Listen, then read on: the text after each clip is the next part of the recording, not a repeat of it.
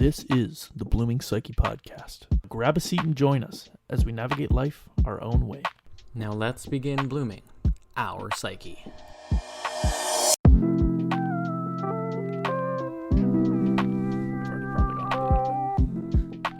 So I was thinking like the applications of love. Because love is one of those things where it's so multifaceted and it's included in everything. Mm-hmm. Even things that there aren't love is still a component. Mm-hmm. If you don't right? Like the way that you if treat you yourself. hate somebody, you don't love them, you know? Well, I mean, hate and love are two sides of the same coin. Yeah. Realistically. Because it's an operating tool as well. Right? Yeah, absolutely. Right? You can operate with love. You can change your relationship to things in the past with love. You can change your relationship to things in the moment with love. You can love a thing. You can love a thing. You can love yourself. Yourself. You can love a type of food. Yeah. You can love a book. I love that movie. I love Harry Potter. I love this. I love that. Yeah. Love is a very powerful yet very commonly used word. Mm-hmm. And I think it loses power in people's minds that don't think it has power. Right? Like, totally. Think about the people who don't really enjoy things. Mm-hmm. Do you think they're applying love to what they're doing, to themselves, to the moment? Hell no. No. They're thinking about all the things that isn't. Yeah, and that they don't like. This is one of the reasons why.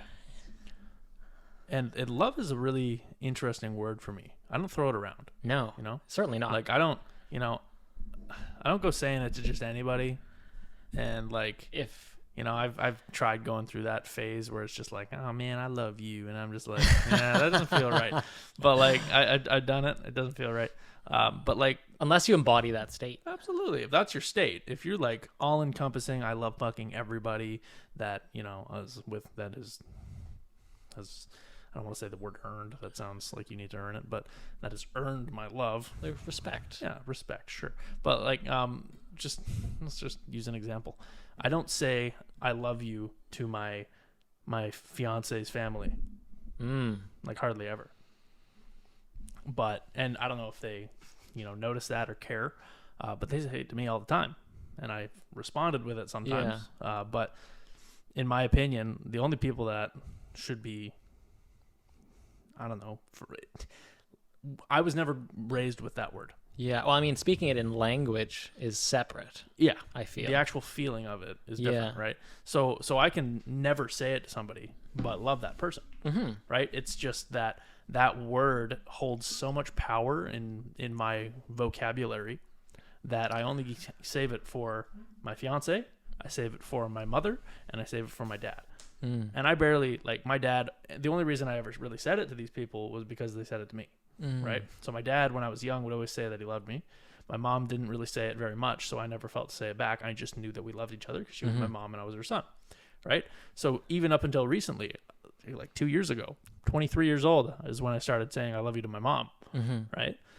So no, the word doesn't get thrown around. Yeah. Even if people say it to me, I don't really throw it back because I don't love, not that I don't love that person. It's just like, it's a preserved word. Yeah. It has power. Exactly. So if I was to, let's just say, hold saying the words I love you to my fiance's family or to whatever people that are encompassing that feeling that I'm not just saying to all the time, and I was to wait until, let's just say my wedding day when everyone's together, and then I say it to that person, it'll hold so much more value to that person. Yeah. And it's not even a thought. Like, it's not like me manipulating that and being like, I'm going to hold on to it until I get married to tell them that so that they feel super awesome. No, yeah. It's not that. It's just like, it has a lot of value to me. Yeah. Saying that word. I say it to Vale all the time. But that's because I feel like I can express that to her all of the time, and it's never going to get dull, right? If I hear somebody say that to me 100 million times, I'm not going to be as receptive to it. Yeah, it loses weight. Yeah, exactly. Unless that weight is insurmountable, which is my relationship with my fiance, right? Like that's something you can say that to me as many times as you want, as long as you're not saying it 500 million times a day, then I'll have no problem with it. But I think that word definitely holds a lot of value. And if you just throw it around left, right, and center, I don't know, it just doesn't feel right to me. I mean, like in your own mind, I feel like it loses value in that case. Totally. But in the way that I would say I think about love, I think of it in potentially a different way than maybe most people. And I'll kind of describe it in a way of like a plant, right? So let's say love is a plant. Let's say it's a seed.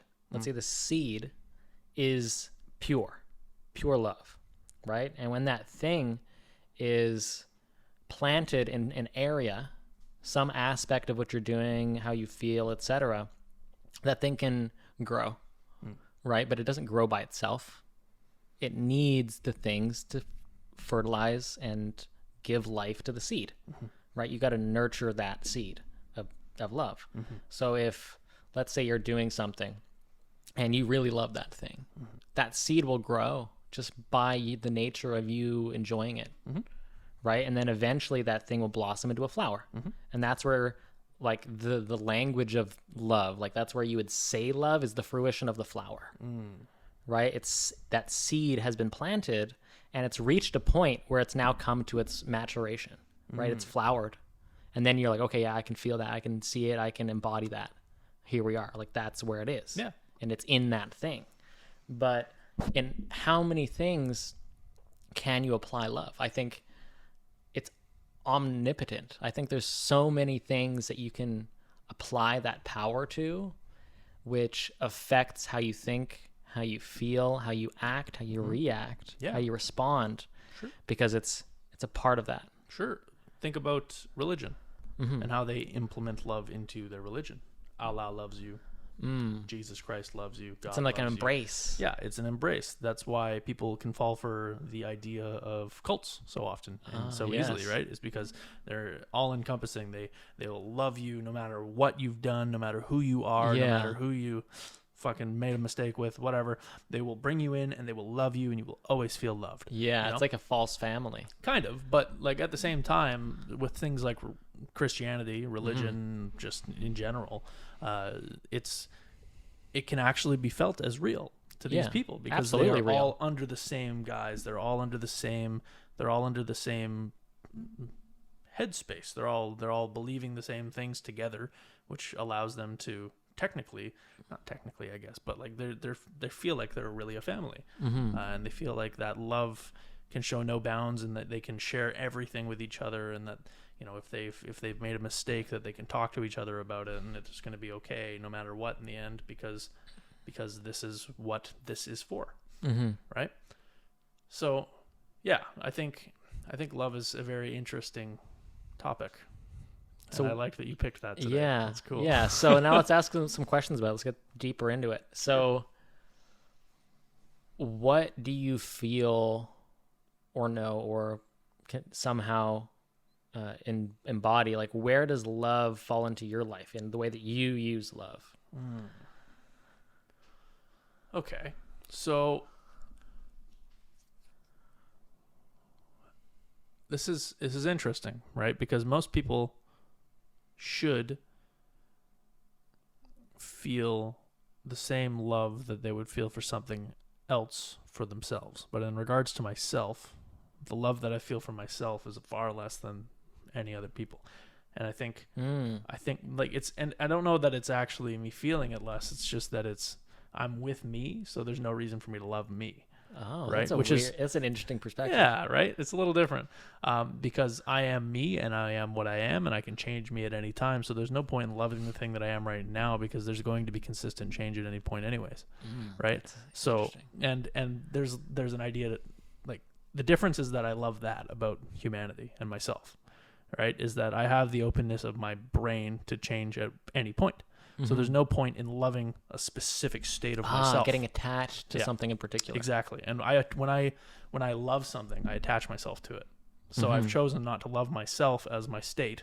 I've chosen to love myself as the ever changing thing. Yeah. Right. It's a little different, I think. So that said, I love my fiance. Mm-hmm. So I've attached myself to that, and I've attached myself to who she is, and I've attached myself to, like, if she doesn't choose to change, Mm-hmm. I'll still love her anyways. Right.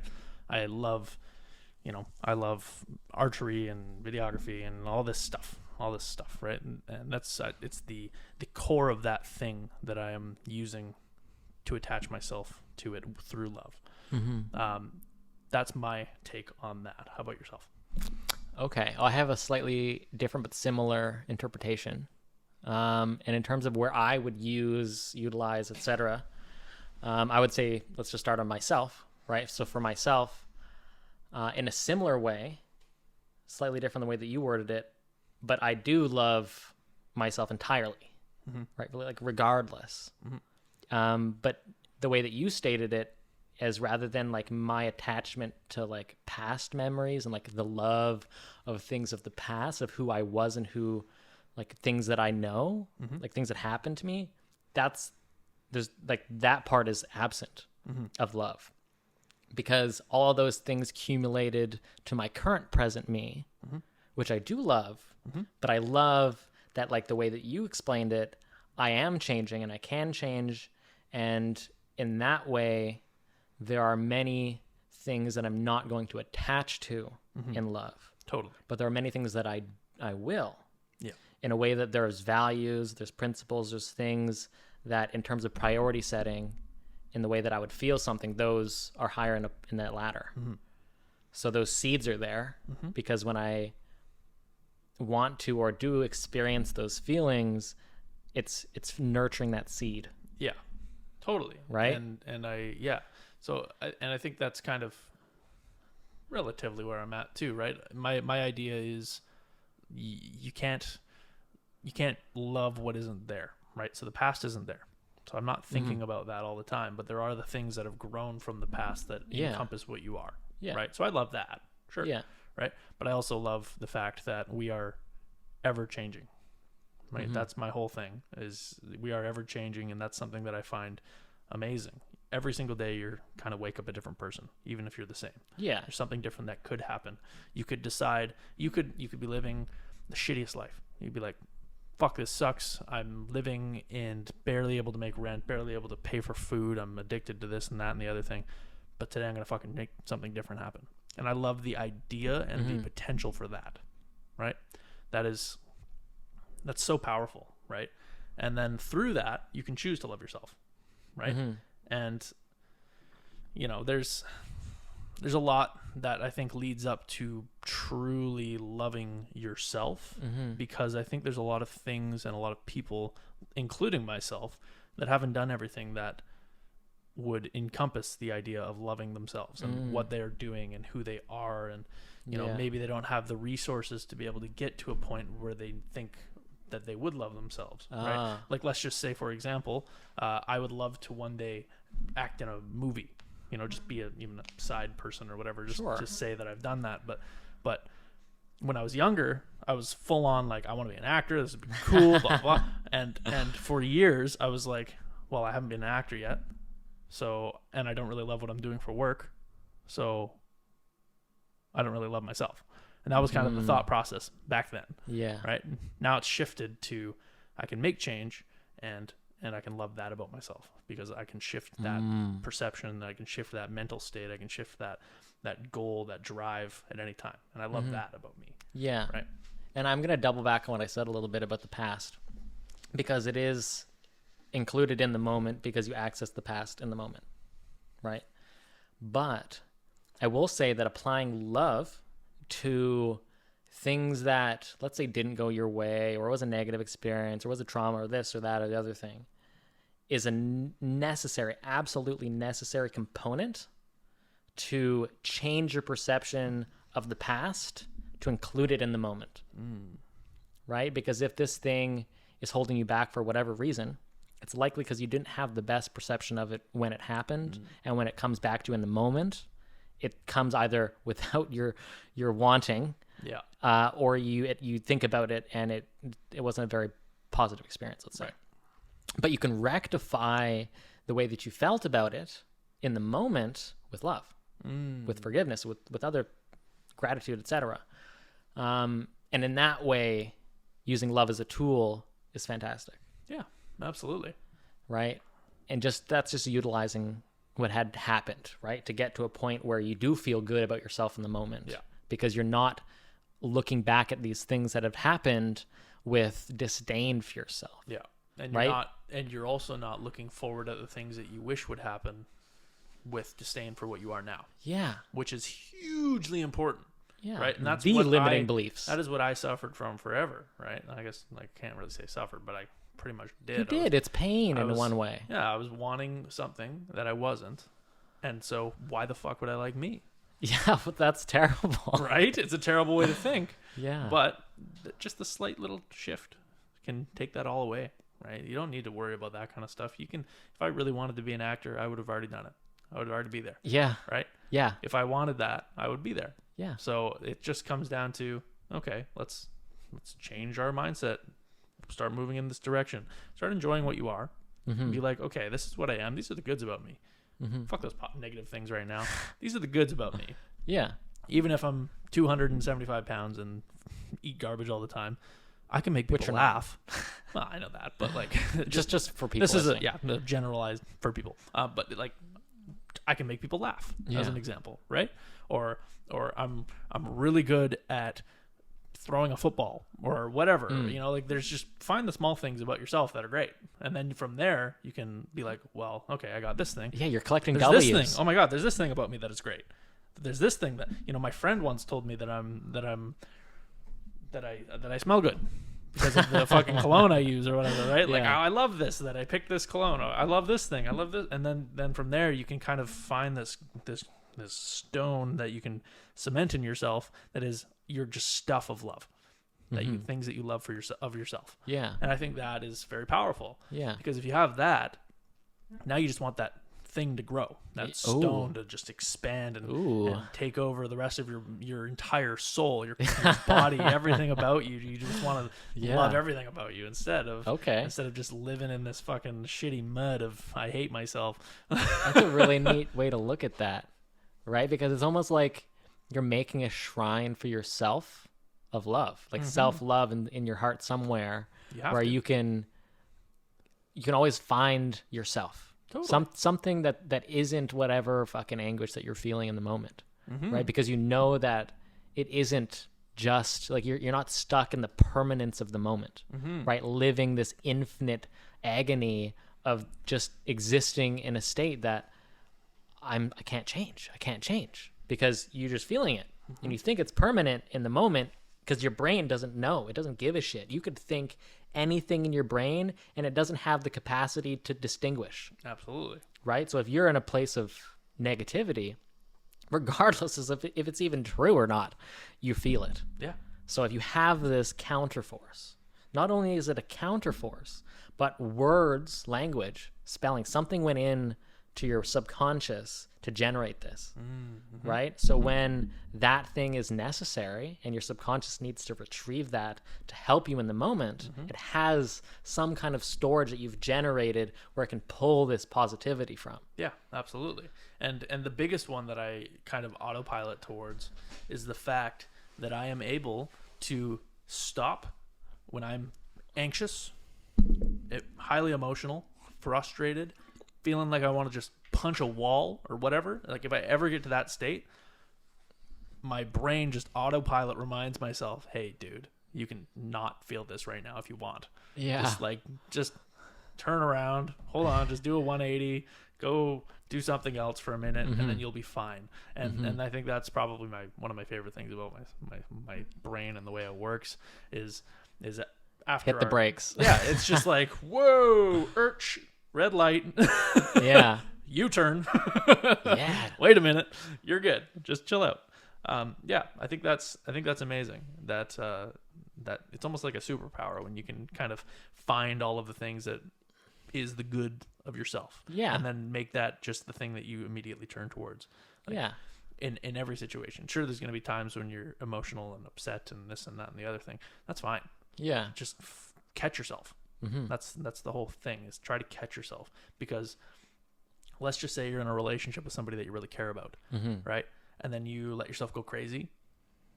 Those are the moments when you fuck up and you lose the people that you care about. Right? Yeah. It's super important that you just be like, that you be the bigger person and you be able to look inside and be like, am I really needing to freak out over this? Yeah, you're lost in the details. Am I really needing to freak out over the fact that, and this doesn't apply to me, but like, am I really willing to freak out over the fact that this person keeps putting wet towels on the bed or something? Right? Just as an example, right? Because people get fucking mad about that. And then some people, I'm sure in the past, because there's 8 billion of us on the planet, have probably hit their partner for that kind of shit because they're mentally unstable, right? You do the stupidest shit when you're angry, right? So just stop being angry. Like, I know it's hard not to, but just take a minute, find yourself, recenter, turn the fuck around, and just give yourself a minute, and you'll be good. Yeah. You'll be fine. It's like you're lost in a fog. Totally. But in order to dispel the fog, you just have this little light, and you're walking through the fog. You can see stuff be illuminated on the edges, but you're like, okay, I know I can get out this way, because this is how I know how to get out of anger. And it's putting the anger down, because I realize I can't get out of anger if I'm angry. I have to be in a different, like, I have to be looking at something else. Yeah. And sometimes it's just the thought of thinking of it is enough to dislodge the anger. Yeah. Right? The idea, like, this is my thing, really, is getting a little frustrated. And this is before the point of anger. Like, I am leagues away from being angry at this point, right? It's like, I am a little frustrated, and then just this little voice in my head, the voice that we've talked about. Yeah. Do you need to be angry right now? And then I'm like, wait a minute.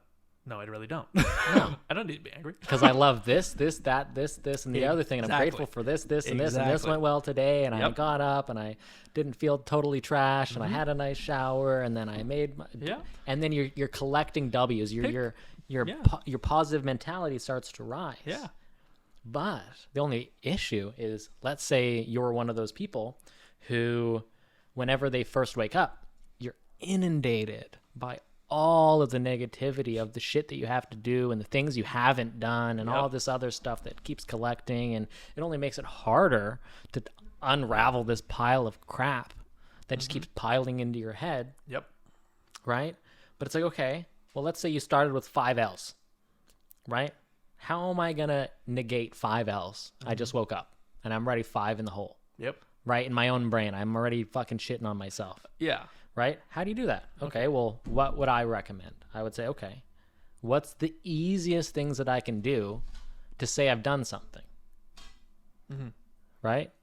That could be make your bed, brush your teeth, smile in the mirror, fucking drink some water. Like little things where you can just tell yourself, okay, I've done this. Okay, we're moving forward. And you're collecting little bits of information that you can tell yourself that you're doing better. And then eventually you get a little bit of momentum from this ball rolling, and then you start to believe, okay, maybe I can do these things that are collecting.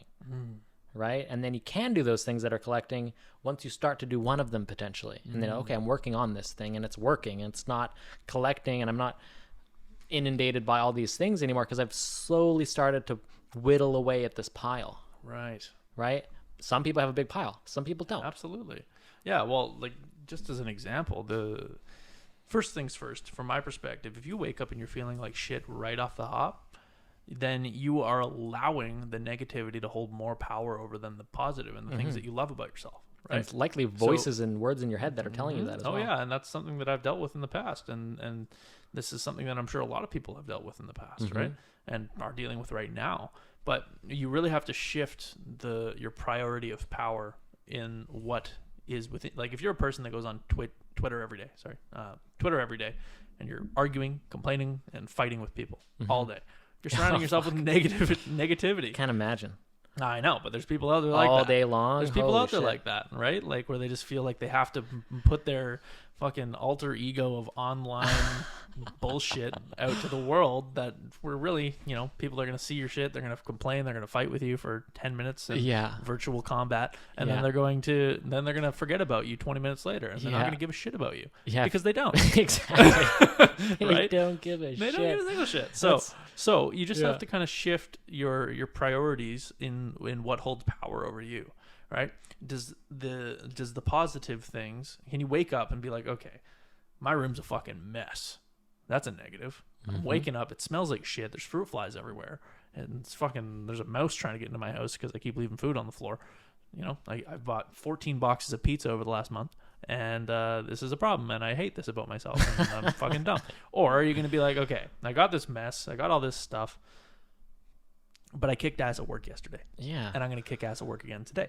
And when I get home, or this morning when I woke up, because I woke up early, I'm going to fucking get rid of those boxes. And then when I get home, I'm gonna do my bed, or do your bed in the morning, whatever works best for you. But you know, find little things, and then you can work off of those and be like, okay, well, yesterday I cleaned my bed. I did my bed up. It looks great right now. I got home to a nice clean bed. There's those pizza boxes are gone. I cleaned some dishes. Like, what am I gonna do today? Why be negative if I can just and like that's the big thing. I think. When I was trying to figure out how to be a little more positive all the time, and like obviously it's not all of the time, but when I was trying to figure out how to get to that point, spread it out, yeah, like so I was trying to start off by doing everything all at once, and my brain doesn't work that way. It is one thing at a time for me. Like I don't learn how to do this and that and the other thing and clean and do dates and do this and do that and do all the other things and remember birthdays and remember phone numbers and do this. Like, it's just, it doesn't happen like that for me, right? I had to really figure out, okay, your house is a fucking pigsty right now. Do the dishes, clean the dishes up, make sure that those dishes don't get like that again. Okay, now let's figure that out. It's going to take us 25 minutes to clean up and hand wash all the dishes and dry them off. Okay, we've done that.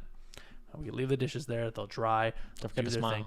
Yeah, well, yeah, and then okay, so I've done that. Sweet. There's a little reward system. Let's give ourselves a couple minutes to do this or that, something that I enjoy. Okay, now what time is it? Can I do more?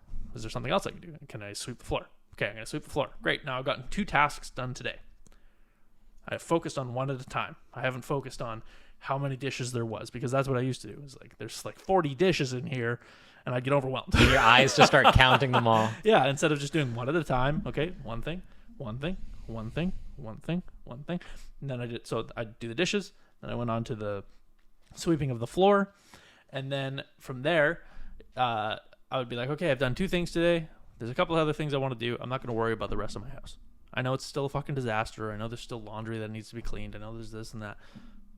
That can be tomorrow, right? Because I've done good things today, right? Don't make yourself need to push and push and push and push until the point where you just break and you get overwhelmed and you don't want to do it again because you stress yourself out.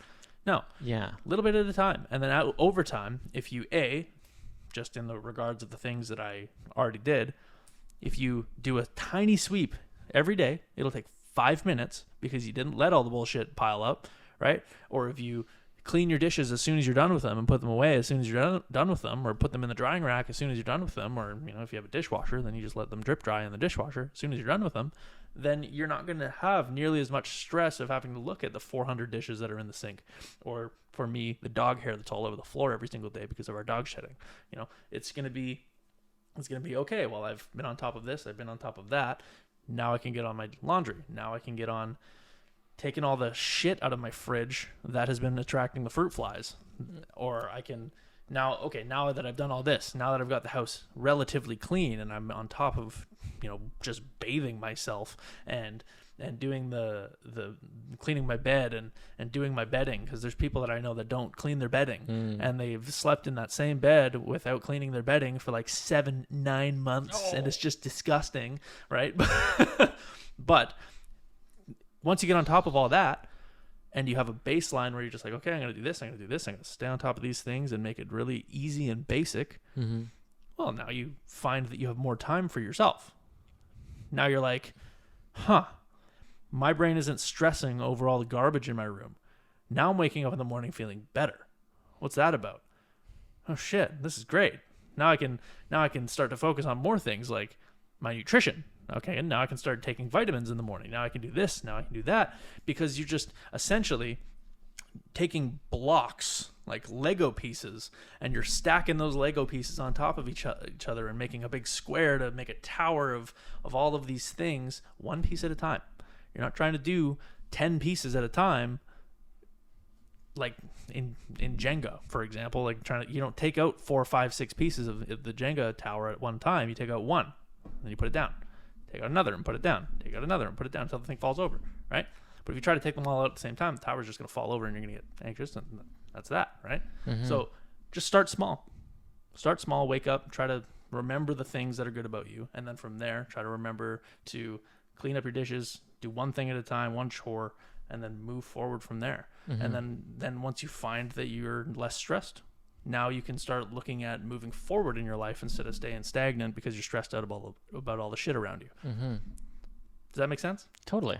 Cool. Right. And as a tool, like keeping on the topic of love here, as a tool, when you're doing any of these little activities, I call it an activity, but let's say it's a chore or something random, all those things, if you don't give yourself the credit once you've done it, then you might as well not have done it. Yeah. Because your brain doesn't give a shit if you don't give a shit. Yeah. And it's as simple as that. Because the way that you generate like neurons in your brain from activity, it's encapsulated with the emotion that you had when you did it. Totally. Right? And it's summoned back into your memory as was. Yeah. Right. So if you're not giving yourself the credit that's due when you're doing things, well, then your brain doesn't care that you did it. Yeah. And it's that simple. Yeah. So emotional linkage to anything is the best way to make that thing a memory. Yeah. Right? So I think we talked about this a while ago when talking about just being on top of shit, you know, staying on top of dishes and laundry, right? Give yourself a happy little success buzz. Every single time you do one thing. Anything. If you hate folding one thing of laundry, it's like, right? Fuck yeah, I folded that piece of clothing. Yeah. Let's go. Like you fold it up. Fuck yeah, I folded that piece of laundry. Go to the next one. Fuck yeah, I folded that piece of laundry. Yeah. And then once that starts to kind of wane off, and even just the humor of it. Totally. And then it makes you laugh, and it's even better emotional memory lockage.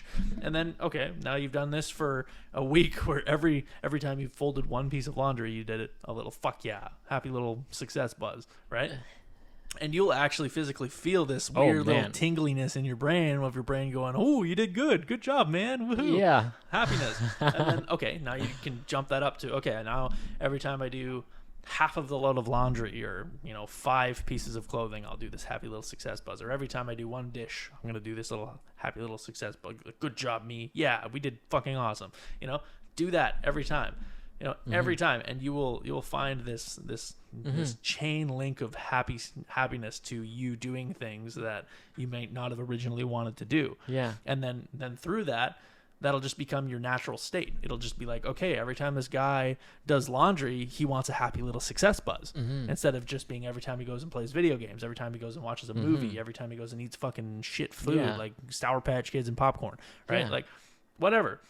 And your brain will know to give you that. Because your brain is malleable. Your brain it's flexible. It'll give you anything that you want if you just ask it to. Yeah, and that's another nice segue, right? Where if your inner dialogue is self-sacrificial in the way that you are doing things, well then this is also a counter to those negative dialogues, because it's just like anything. If you have words floating in your head, it impacts how you think and how you behave. Yeah. So if you're promoting like good job, like that kind of stuff, whenever you're doing things, that might just bubble and pop into your awareness. And you might just, even if it's not the thing that you are practicing that method with, it might just appear on other random things to promote that you've done something good. Yeah, absolutely. And you'll give power to the voice. Yeah, totally. Right? And the things that would have appeared when you're doing something else that you might have like talked shit about yourself, but instead this time you gave yourself the positive reinforcement for trying, rather than, even let's say you didn't do it successfully, you tried, but now instead of saying, oh my God, I can't believe you fucked that up, it's more of a, oh yeah, okay, we're on the right path, like good job, like keep going. And then your body's like, okay, like I guess I'm gonna keep going then, like if you say so. Exactly. So, thinking about it this way, let's say you do something great. Sure. And your aunt says, "Oh my God, that's amazing. You did such a great job. You're going to feel good." Right? But the reality behind that, and this is just from my perspective, is that it's actually, they're telling me that. I'm receiving that information, and then myself is telling my brain that I did a good job. And that is where that good feeling comes from. Well, I think it's both, right? I think there's a big part that we kind of had avoided, not necessarily avoided, but missed. And it's the body giving the brain thoughts. Right. Because if the body isn't happy, well, then it's going to tell the brain that it isn't happy. And then you're just going to get inundated by unhappy. Sure. Right? So that's where the mind can change how the body feels, and then the body feels good, and it reciprocates good feelings. Yep. But if your body's in a bad state, you now need to solve the body problem first. Right. Right? Totally. So when you can think that you're happy, you can shift where your unease is. Yeah. So, but if there's a disconnect and you can't tell yourself bullshit because your brain knows when you're lying to yourself, and your body may disagree with the affirmations that you're giving it, that's where that doing something that can confirm that thing translates to your body to believe that feeling. So let me jump in, because that's kind of the point that I was trying to make with other people, is actually also you telling yourself that you did good. Oh, okay. Right? As a child, right? You don't know what is right from wrong, what is good from bad. Your parents tell you what is right from wrong, what is good from bad. And then you say, "Oh, my parents said this is good. I did good. Great." So you're telling yourself that you did good things. Yeah. Right? The idea behind you inundating yourself with positive thoughts comes from other people and what they've told you, right? So when somebody says, let's just say you did 100 push-ups and I said, "Good fucking job," right? You'd be like, "Yeah, good fucking job, me. I did a good job because I said it. I said you did a great fucking job, amazing." And that would implant it in your brain that doing 100 push-ups is a cool fucking thing to do. It's a good thing to do. It's a good idea. It's a good job, right? But that is, you can do that to yourself. Is the whole point that I was trying to make. Exactly. Other people can make you feel good, but it's really you feeling good because somebody else brought the good emotions to your brain, right? Yeah. So you can equally take that and make it you that is the voice that is telling you that you're doing good things. 100%. That was the point I was trying to make. Absolutely. Yeah, 100%. And then the other thing is, okay, well, let's say someone else says that you're not doing a good job, right? But now you are the only person that gets to decide if that's true. Let's say you are doing the fucking best, most phenomenal job. Let's say you're fucking Michael Jordan playing basketball. Yeah. And this dipshit on the side's like, "You fucking suck." And then Michael Jordan's like, "No, bro, you fucking suck. I'm killing right now. I'm like 60 points in." Here's the thing. I'm going to tell you right now the secret behind, in my opinion, obviously there's no fucking secret that I can tell that somebody else probably hasn't said, but if you went to an NBA game and you yelled out to the crowd, to Michael Jordan, "You fucking suck," I bet you he wouldn't even hear you. I bet you it wouldn't. It's like you're not talking to me. No, you're not talking to me. You're not talking to me. And if you kept saying, "Michael Jordan, you fucking suck," he'd probably be like, "You're not talking to me, man." Like which Michael Jordan? Like that one over there? Like that guy over there? No, because that guy had one goal: win. Yep. I'm going to be the fucking best, right? That was his goal. And all these people that were little nobodies that fucking just liked basketball and they didn't want to go through with their own shit, what do they have to say against him? Totally. He became the fucking best. Yeah, fuck what you say. I'm the best. I am the best. You telling me I'm bad? I'm not even gonna hear you.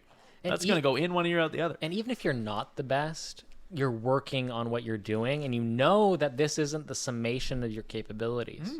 So how many people, and let's say just your or my past, had kind of fucking shit on your parade, so to speak, where they may not be right, or let's say they're totally incorrect. Let's say they're totally right about what they're saying, but it's pulling you down.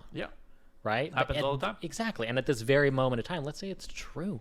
Let's say what they said is true. Unfortunately.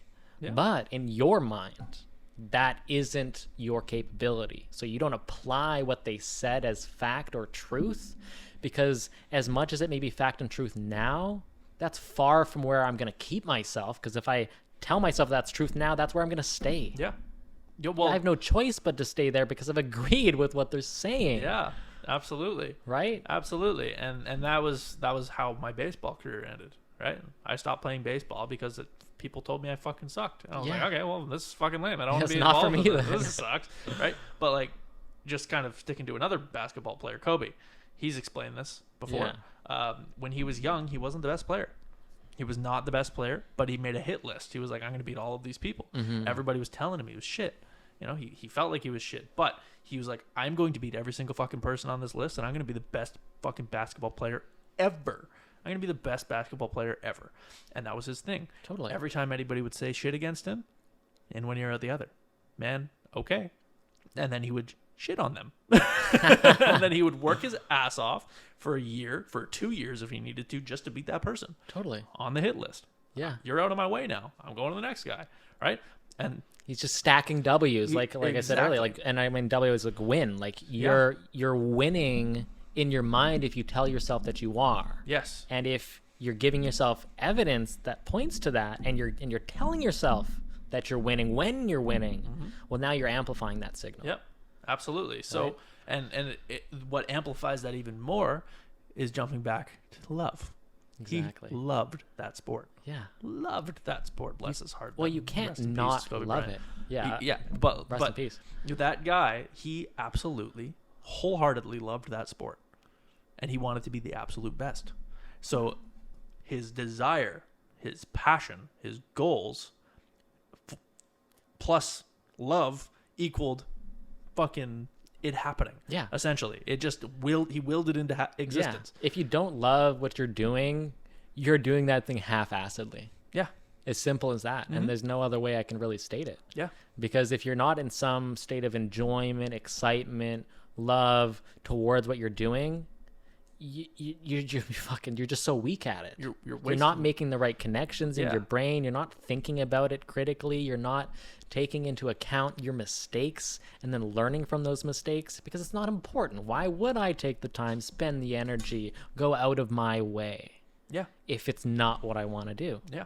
Absolutely. Or even like, there's so many ways that you can modify how you think, and that directly applies to how you act.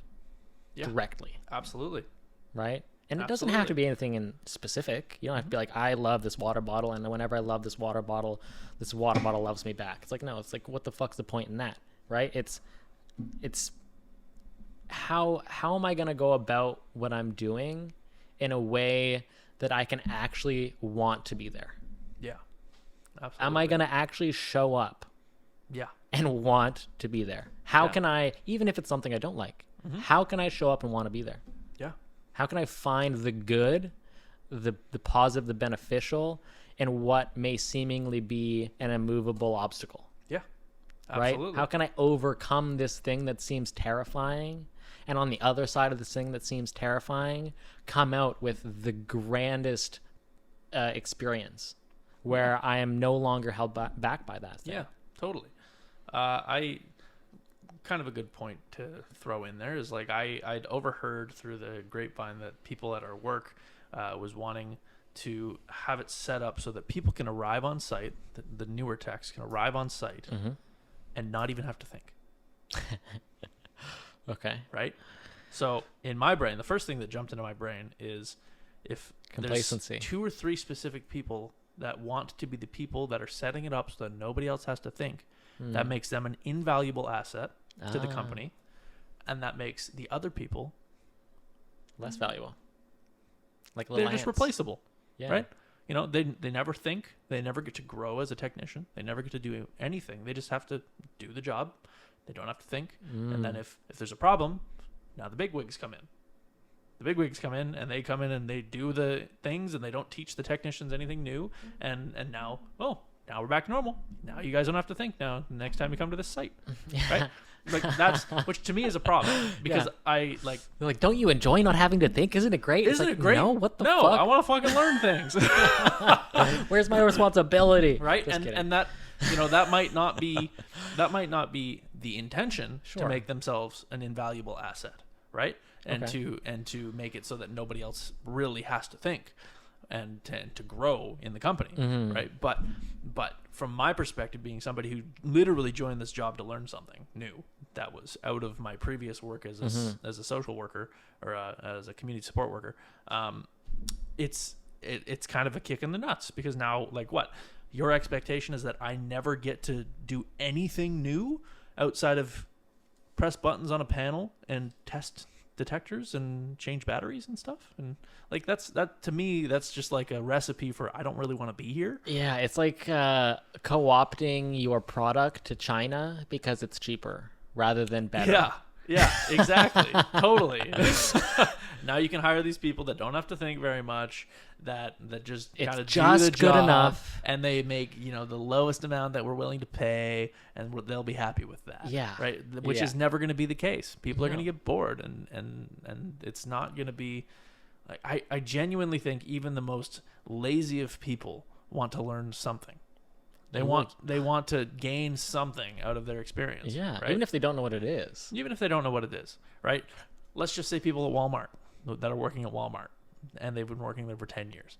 Like, maybe they wanted to become a manager one day and be in human resources and be the person that is communicating so that they could work on their communication skills, right? There's got to be something, right? That person's usually trying to go to school and do all these other things because they're trying to learn and they're trying to grow and they're trying to be a better human, right? So through a couple things, which is loving what you're doing or what yourself, just enough to be able to put your full attention into the thing that the task that you're having at hand, which is your job, or which is your schooling, or which is whatever hobby it is, or whatever hobby, anything, arts, creation, creativity, anything literally under the sun. Through all of that, the basic thing is that you are moving forward in some way, right? Through and all of this is amplified by those things that I just mentioned, right? So it's if you're trying to make it so everybody else is completely useless, and like not completely useless, but making it so that everybody else is just general workers that do the general job, those people are going to get bored really quickly. Yeah. And maybe some don't. Maybe some are completely happy coasting. Like, I know of people out there that are completely happy coasting. Yeah. And but to me, it doesn't make sense. No. I mean, okay, this is where I transitioned to a way that kind of I think, right?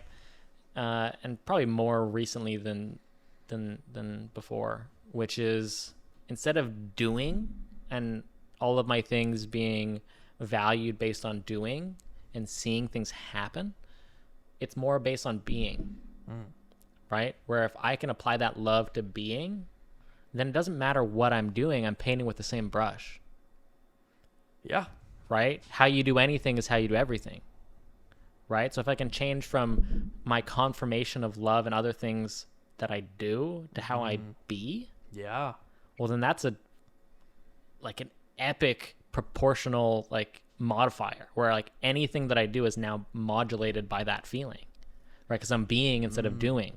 I can do all I want, but as long as I'm being first, right? Because if I can be love, if I can be enjoyment, if I can be excitement, I can embody these sensations and these feelings and this outlook on what I'm doing. That embodiment goes with everything else. Well, it reflects back at me. Goes into everything else. Yeah, it reflects back at me. Yeah, and that makes complete sense. Totally. Because if I love random thing, never done it before, play piano. If I love it without even knowing it, just my loving it makes my enjoyment of it through the roof. Totally. Because it has nothing but things to show me. Yeah. Because I'm looking for them rather than be like, oh, I don't want to play this piano. Fuck that. Yeah. Right. And then now I don't want to look at anything. I'm not anticipating. There's nothing for me if I'm not ready for it. So swapping from doing to being, I think, was a dramatic shift. Yeah. Okay. So what did that process look like?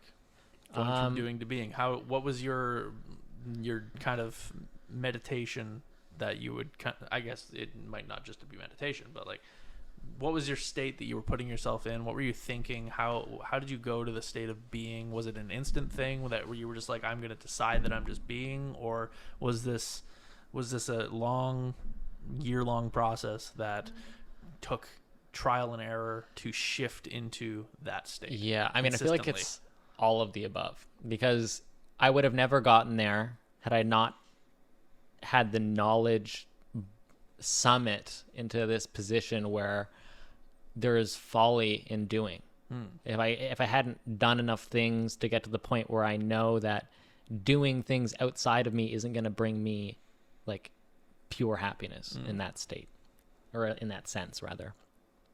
So in terms of what I've done other than that, which is just like the accumulation of experience, is to transition from that was how, because you can do any amount of things, right? Like the doing isn't limited in a way, unless you're physically limited. But in terms of being, I'm always thinking. So if I'm always thinking, how I'm thinking is affecting what I'm doing. So being comes first. Yeah. So if I look at like fundamental principles of why things do what they do, being is always before doing, right? So if I can be the best I can be, then whatever I'm doing, I know is going to have a better outcome than if I was in a lesser being state.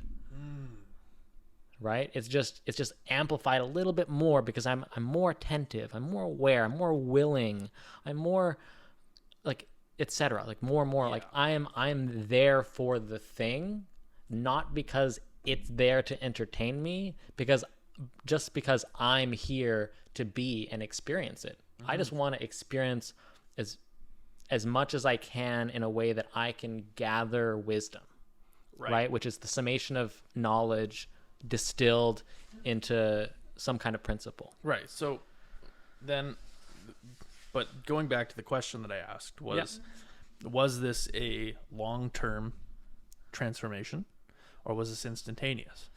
Was this something that you just chose to exist as? Was there hiccups and bumps? Was there things that kind of brought you back down to this lesser state that you're mentioning? That was, anything along those lines? Yeah, I would say it's like my whole life until now, because like I said, it requires my understanding of things that I've done to not make them separate in the way that I'm disconnected from what I'm doing. Because if I'm connected in my head and my heart, then I'm there for that thing. So in terms of all of my experience coming into that means I have to be able to choose how I want to be. Right. And if I can't choose how I want to be, then I can't be.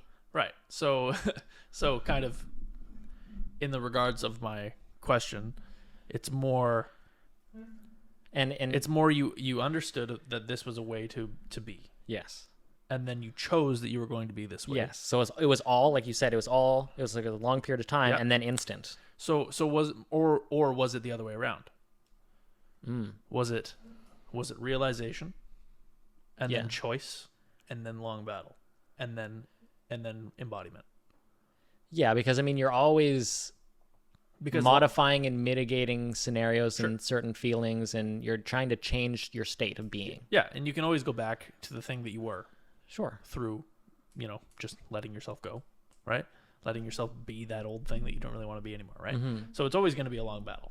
But my question was in regards of, did you realize this is a thing and then kind of research it or understand it within your mind and body and then choose that thing as the way that you're going to be and then just go be that thing all of the time?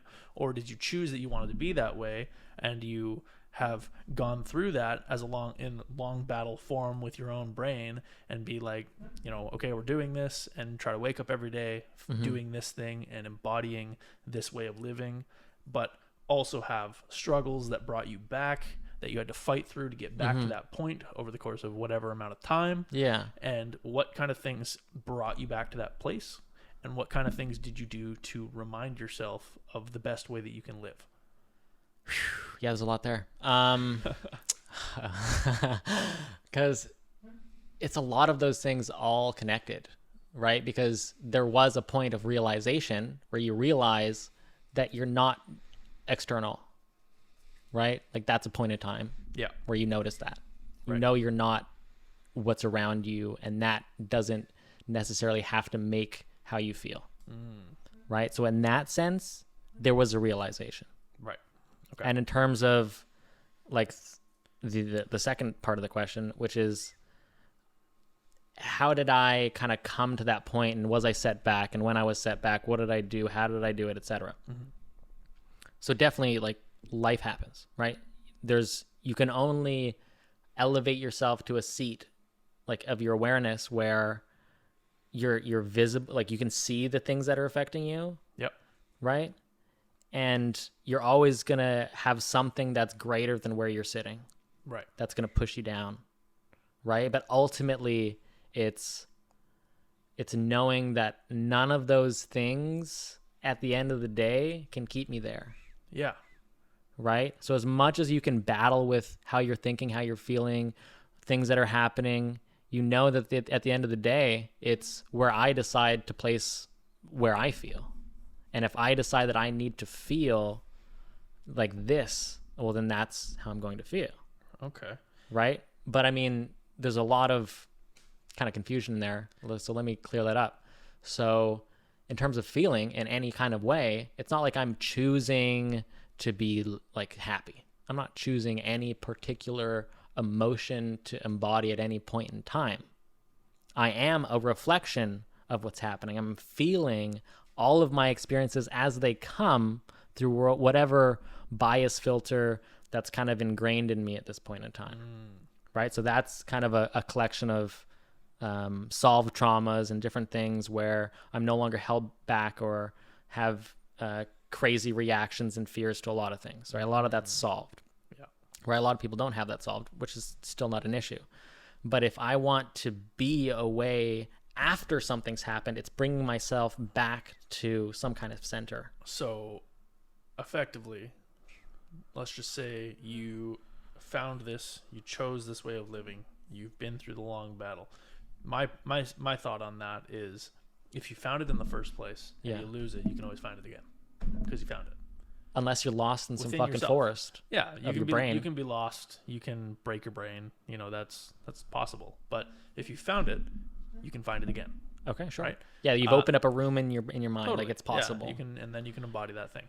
So let's just go over some pretty hardcore things that could break that. Sure. A, death. Somebody in your family dies. Yeah. Right? That's hard. For anybody. That is hard. Yeah. You know, it could be, or a friend, you know, somebody gets into a car accident and dies. These things happen every single day. Hundreds of thousands of people die all of the time and are, of course, born. But a lot of people die. And that can have a very heavy emotional toll on many people. Sure. Now, there's that point where you don't feel it, but you're choosing to be sad. Sure. Over absolutely. this thing, and rightfully so. Yeah. You are absolutely, there's You're nothing wrong with feeling sad. sad. You're not neglecting the emotion that's coming. Exactly. So this like you might, I guess choosing is the wrong word, but the emotion of sadness is coming over you. Yeah. Right. And that's washed over. Absolutely. Right. And maybe you're seeing the rest of your family who's mourning this person who just passed away, whether it be, grandfather, father, mother, sibling, whatever. And they're all blubbering, right? And that makes it even harder for you not to, right? There's a piece there. There's a point at which you can be like, okay, everybody here is heartbroken, including myself. I can have this moment to either become this, or I can be here to support. I can understand that there is a time and a place for me to mourn the way that I need to mourn. And I'm going to, instead of blubbering like everybody else, I'm going to do everything in my power to support everybody else. And when I'm by myself, then I'm going to, I'm going to go and yeah. I mean, that's one approach. The way that you need to mourn, right? Like the way that I would approach it back on the topic of being, which would be however you feel like you need to connect with it, just connect with it. Sure. Because you're allowing yourself to feel and exist with it, right? As one, like you're connected with what's happening. Right? And in that way, sure, emotions may wash over you and you'll feel however you're going to feel. And it's not that you've solved the situation already, right? You may have been like, okay, I understand that this has taken place. I'm not delusional. I'm not stuck in a dream. I'm not going to kind of repress what's happened and think it hasn't happened, and then you get lost in some weeds. No, like it's happened, right? So you just accept reality for what it is, and you experience it as it is. But in terms of like being, it'd be like, okay, well, this thing has affected me. I'm aware that it has affected me, and I'm gonna not leave it with like a sour taste on the end of it. I'm gonna say, okay, like I fully experienced this thing. There's no resentment. There's nothing lingering where I next time I have a memory, it's gonna fucking fly back into my brain when I don't want it, and I'm gonna be crept with sadness because it's unsolved in my head. I'm gonna fully feel it, so I know that there's nothing left. I can leave that in my memory and not have to feel bad about it. Right? As much as it may be the saddest thing on the planet to me in the moment, I know that I'm powerless to this. So I'm not going to let this thing have power over me in this way. So I'm fully being in the moment, and I'm fully deciding where I'm placing it in my head. That makes sense. And that's kind of a little bit more of an in-depth version of what I was trying to say and trying to get to. I would want for myself to understand, let's just say it's a complete surprise. If somebody in my family was taken away from me and it was a complete surprise, car accident or something, and I got a call, I'd probably fucking break down for a minute. Oh, hell yeah, dude. I'd break down for a minute, right? But if I knew and I had that moment to break down and be like, okay, I know this person's going to go. Like maybe they're not gone yet, but I know they're going to go. I know there's nothing that can be done. I'll get that out of the way, or I will go, and because everybody else is going to need that support. And if everybody is in that state for this entire period, it's going to suck. Right. And it's going to be so hard for everybody else to get through this, and it might take even longer. Right. I would rather be there and be a support system. And be stronger than what my emotions tell me to be. But is there not resistance there? Oh, there's absolutely. Because you're fronting what's happening rather than feeling it. Exactly. And that's, my mother is my weak point for sure. When my grandparents passed, or one of my grandparents passed specifically, I held out. I didn't cry, even though I saw her. The first time I'd ever seen a dead person was my grandmother, and I didn't cry. I'd spoken to her days before. I was obviously completely, like, I was young, I was a teenager, and I was completely shocked, and I was a little upset, well, very upset, but everybody around me was crying their eyes out. I was trying to be as strong as I could. As soon as my mother came into that hospital and the elevator doors opened, it was just waterworks. Like I broke down because I was away from the rest of the people that needed the support, right? Even as a teenager, I kind of knew this, and I was trying to keep that stronger persona for anybody who needed a hug or to talk to or whatever, and just to be there, and not be completely just overwhelmed by my emotions and not approachable by anybody who needs me, right? So that's where my idea of there's a time and a place came in, right? This is the same thing with intense moments, right? I spoke to Vale about this recently. If somebody broke into our house and we had a child and I got shot in front of you, shot dead, would you be able to have the emotional stamina to get our child out of that house safely and thoughtfully? Like, focus. Would you be able to focus on that, or would you just freak out and break down, right? Because I need to know that my partner is going to be able to do that, right? That's hugely important. And for myself, I was asking her that question because I wanted to ask myself that question too, right? Like, would I be able to, if Vale got shot in front of me, be able to be like, in that moment, okay, what's the next step? Get out. There's a time and a place, right? That's very important. And if you can have the emotional stamina to be like, okay, there is a time and a place for everything, and this is not the time to be thinking this, right? This is the time to get my kid out of the house or get, do whatever, right? Take out the threat kind of deal, whatever the problem is. There's a time and a place for it. There's a time and a place for that emotion to take over and to overflow, right? And that's just something that I'm really working on for myself. That includes minor things like anxiety. That includes, let's just say I'm going up on stage to talk to people about something and I'm feeling anxious. There's a time and a place for that. I can feel that, but right now I'm not going to let that affect me because I need to focus on the task at hand. Absolutely. Right? Hugely important for anybody to figure that out within themselves and how they're going to deal with that and manage that. Yeah. And I feel like it comes down to the heart. Totally. Right? Because if you can connect with your heart and your brain, not one or just the other, because a lot of people get stuck in just the body and the heart, and then that overwhelms and they don't use their brain as much, or they're so cerebral that they're unfeeling, right? There's a polarity there. But if you can merge the two, you can really take control, not in a way that you're negating what's happening, but you can see it for what it is. Yeah. Right? And I think that's what's really important, because if you apply love in that scenario to the heart applies it to the head. If the head's ready and is seeing it. Yeah.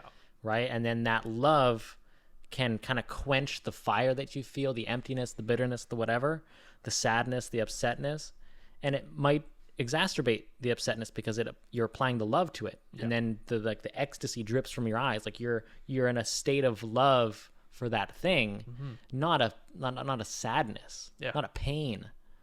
Right? You're in a good sadness. Yeah. Right? You're in a state of realizing naturalness. Through that. Yeah. Right. It's less about the emotional feelings that you're feeling. Yeah. It's like saying good to something bad that happens. Yeah. Because you're appreciative of the lesson that this is going to give you because you love learning. Yeah. Right? You're saying good thing that bad thing happened to me in someone else's perception. Bad thing happened to me because I get to learn from this now. Yeah. Good, I have to go for this run. Good, I have to get into this cold plunge. Good, I have to go to work and it might suck for a little bit. Good for this, right? Because I heard this on Joe Rogan, the good thing, because it's fucking awesome. But Jocko, yeah, Jocko's good thing, because I fucking love it because it applies so directly to everything. Because nothing's bad if it's good. Nothing's in bad perception. Unless you make it good or in bad. Perception. Yeah. Nothing's bad unless you make it bad. Yeah. Right? Right? It could be terrible, obviously. Like you could get fucking raped or something. Yeah. But at the end of the day, am I going to hold on that person's baggage? No. Why? No. Why? Yeah. I mean, it's a fucking traumatic thing to happen, and it if you let it affect you, could affect you for your whole life. Yeah, and it's hard not to. Absolutely. But totally. Hard is also a perception. Hard is also a perception thing, right? Right? So is good. Yeah. So is right? Good. If something's good, so is easy. So is tired. Oh my God, I hate that word. Yeah. That word kills me because it makes you tired, right? And that's where the power of language comes in again, because that shit fucking echoes. Yeah. All the words you say in your head, that shit fucking echoes. How many times have you said something and it happened again in your head? It comes back. You're like... Great. You say some stupid shit, and then it fucking comes back when you're like, "Oh God, I said that." Prime example of that is I was talking to myself in my head, like just kind of going over some things with my thoughts, and I thought the word, "Oh, I'm tired." Within 2 seconds, I was yawning. Yeah, literally. But I wasn't feeling like super duper tired. I was just a little tired. Yeah, but your brain. And then I was like tired. I was like, I'm feeling a little tired, and then I thought, I'm tired, and then I yawned, and then my brain was like, okay, well now you're fucking tired. Right? It just like amplified the whole experience of being tired because you told yourself that you were tired. Yep. But if you wake up in the morning and you're like, you know what? I'm really not tired. I'm going to get up and I'm going to start moving my body and I'm going to do this and that. Well, your brain's like, really? Okay, sure, let's do that, right? Because your brain will do whatever you ask it to do, like I said earlier. Well, yeah, and it's also going to stay in the state that it is less energy. So if you're lying in bed already and you're making plans about what you're going to do, get out of bed and then make those plans. Yes. Because if you're lying in bed, you're making those plans in like well, I'm comfy and I don't really want to do this right now kind of state of mind. You're lying on your back, just like yeah, I'm gonna get up now in 2 minutes and go get in the cold plunge, and then after that 3-minute cold plunge, I'm gonna do some jumping jacks, and then you're back asleep because you're laying in your fucking bed and You're it's laying comfy. in your bed and it's comfy. It's nice and warm. And that's such a great example. Yeah. Because you get stuck in a rut of comfort. Yep.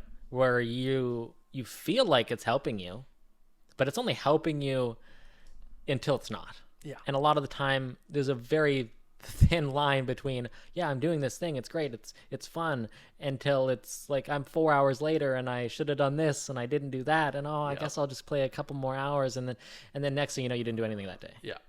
Exactly. And then the habit repeats because you've spent X amount of hours doing something. It patterns form in your head, and it's hard to break out of those patterns, right? Yep. So you have to have some kind of counter plan. Absolutely. Yeah, and whether that just be the thing that pops into your brain through that, just that like happiness stone that you're cementing inside of your body, that thing like, oh, I'm feeling tired right now.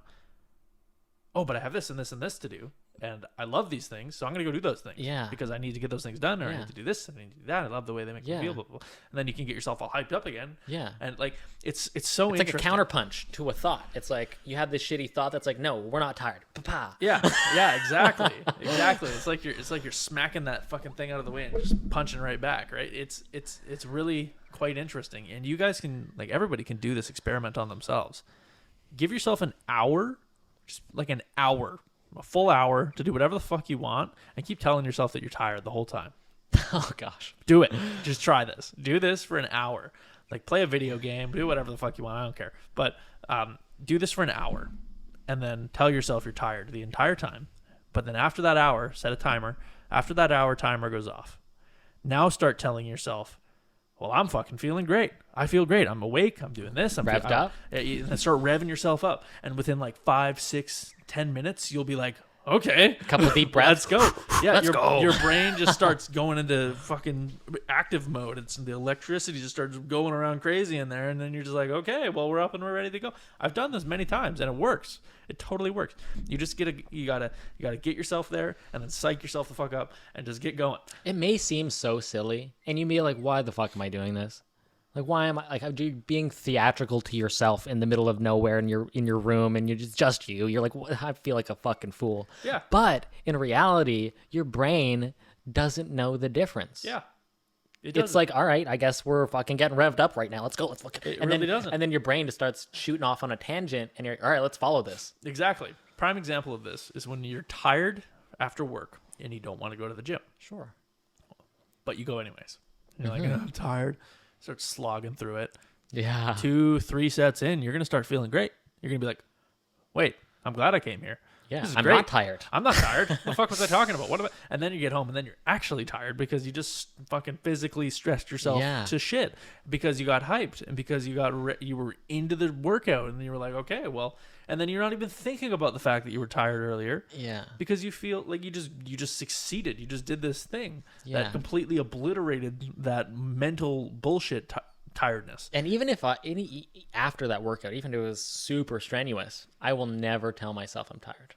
Fair. I won't even think I'm tired, because even if that thought creeps in, that's bad juju. Yeah, just takes you back down to step one. Yeah, because now you're like, you give yourself Fair. permission to sit the fuck Yeah, down. no, I've definitely told myself I'm tired, but it's less like I'm telling myself that I'm tired consciously. It's more I'm telling myself that I'm tired just subconsciously. Exactly, It and just that's- pops into your head. that's You're just the like, I'm poison. tired. Yeah, you just want to like. It's like you're dripping a little fucking thing of poison into your brain.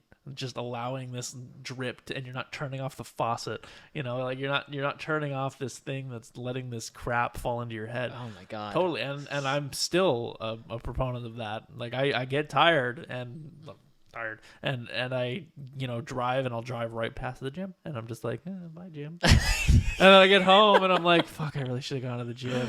And then I'll do a little workout at home, and I'm like, I totally could have gone to the gym. And then Yep. You Right? start like Totally. lamenting it, regretting and it. then, and some days I just want to go right the fuck back there. Just get my ass up, and I just go back. Okay, Yep. well, I should have gone there earlier. I could have already been there. I could have already almost been done. Let's fucking go. Yep. It's Yeah. necessary. It is. These things are necessary to be able to learn the way that your brain works, how it thinks, and how you can fucking overcome it. Yeah. Well, because your brain is your biggest enemy. It is the only thing that can stop you from the things that you want to do. And biggest ally. And it's also your biggest ally. Absolutely. It's the only thing that can stop you from doing the things that you want to do, and it's the only thing that can push you to do the things that you want to do. It doesn't matter. And that's where you get into all his mind. Yeah, but like if somebody put a gun to your back of the head, into the back of your head, and you weren't feeling like doing something, you're gonna do that thing anyways because you got a gun to the back of your head, right? Yeah. It's the movie Saw. That's a great example. You're not gonna. Yeah, I'm gonna chop my arm off with a fucking rusty saw because I will never get out of this room if I don't. Well, it's you look at life over death. Yeah. And you'd rather live with no arm than not live at all. Yeah. Absolutely.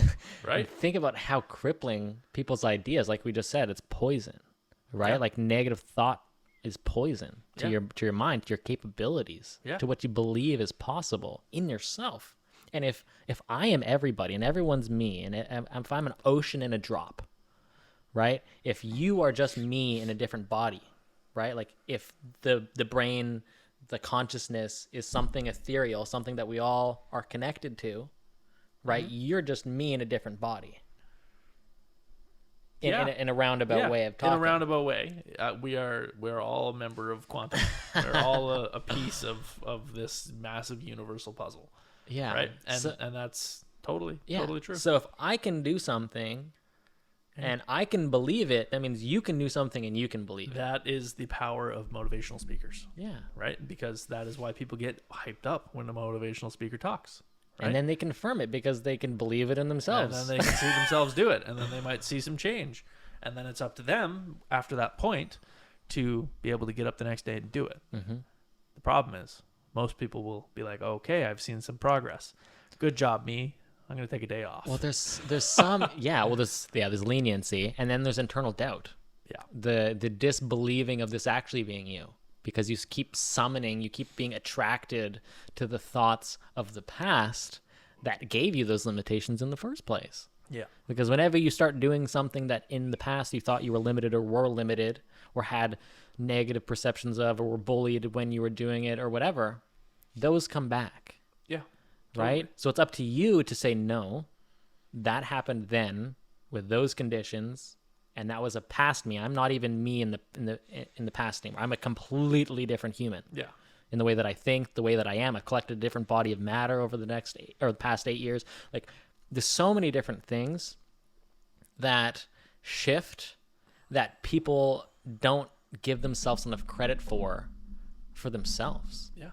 Right? Like if I've failed 10 out of 10 times doing this thing 5 years ago, and I told myself that I fucking suck at it. Let's say I do it now, right? Am I going to be reminded by the fucking 10 times that I failed? Hell yeah. But I'm not going to look at it in the same light of I'm a failure. Yeah. Hell no. I'm going to recall what I did and be like, okay, yeah, I obviously fucked that up. Should have done that. That was a bad idea. Like so many different things where you just look back at what you were doing with a different pair of eyes and you realize the folly of the previous thought process that you had on it. Right? You realize it's not your potential. It's not what you're doing. You could easily change and be better now in one thought. Yeah. And that's the power of failure right there is you can take that experience and learn from it. Yeah. You can win and you can learn. Right. There's this one thing that I've attempted in jiu-jitsu is I will get owned by somebody and they will get me in some way. Yeah. Right. Something that I've never even considered as an option. Yeah. Right? And they'll beat me. But totally.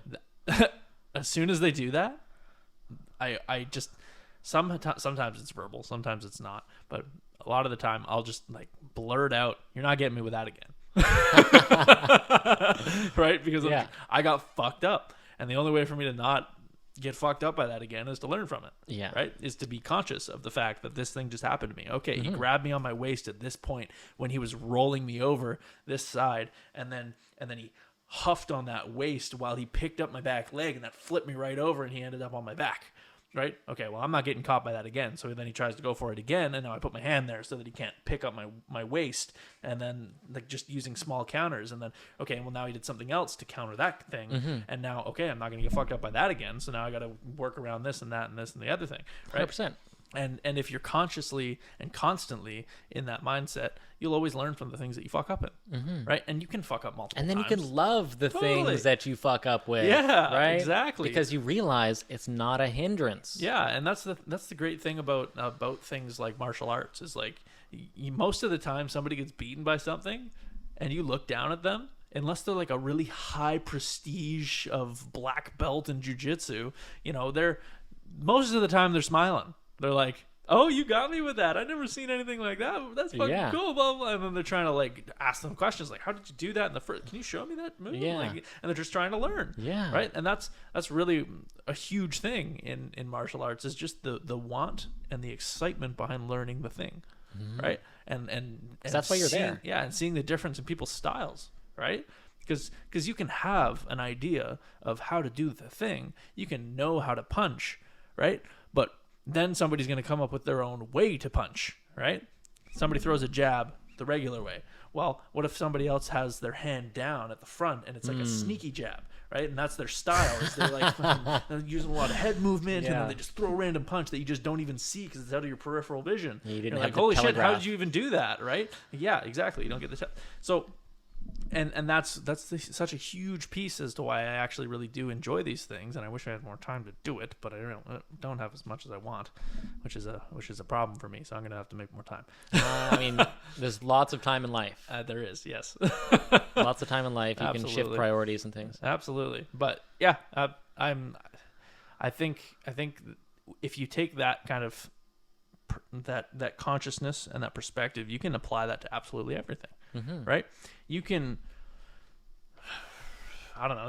There's let's just say you're playing. No, let's not do a sport. We just talk. MMA is kind of a sport. Let's just say you're learning mathematics, and you were taught there's a specific way to do it. Yes, right. But then you see somebody come to the same answer by doing it a different way.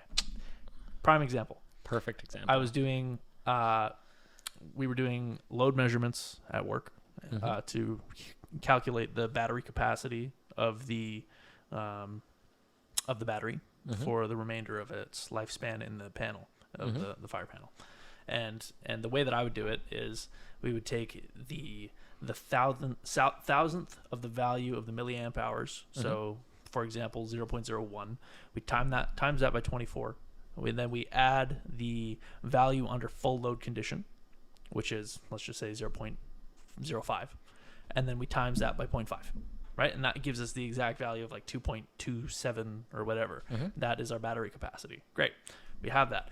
I saw one of my coworkers doing it to the full thousandth value of the milliamp hour. So I was just like, what the fuck? What are you doing? And he's just like, oh, I just do this, and then I do this, and then I do this, and it came out to the exact same number. Yeah. Right? So I was taught one way to do it, but now I know two ways to do it. Right? Which is cool. It's just a cool little like niche, like different way of doing it, which I found very, very entertaining. And now I've got two separate ways of teaching people how to do it. Right? I think that's super cool. And that can apply to everything. Everything. Cooking. Pretty much. Cooking. Why did you cook the mushrooms before this? Oh, because if you do the mushrooms in this way and then you add the mushrooms that were already cooked to this thing, now it's got this different little chemical response that makes the mushrooms even tastier. Cool. Now I know. Instead of it just being like, oh, you did it that way and that's fucking stupid because I learned it this way. Yeah. Right? That's the problem. Or you give yourself limitations of, oh no, I do it this way. Yeah. Or I don't learn that way. Or I this, I that, I don't, I can't, and then you're like, what the fuck kind of nonsense are you talking about? Can't is a terrible word. Yeah. Absolutely. Just like when I try to talk about the way that I think and people say you can't think that way. And they say that I can't think that way. Yeah, because they can't think that way. They're placing that on you. What the fuck are you talking about? I can't think that way. I can think any goddamn way that I want because I was raised the way to think, or I was raised and grew up thinking this way. How can I even?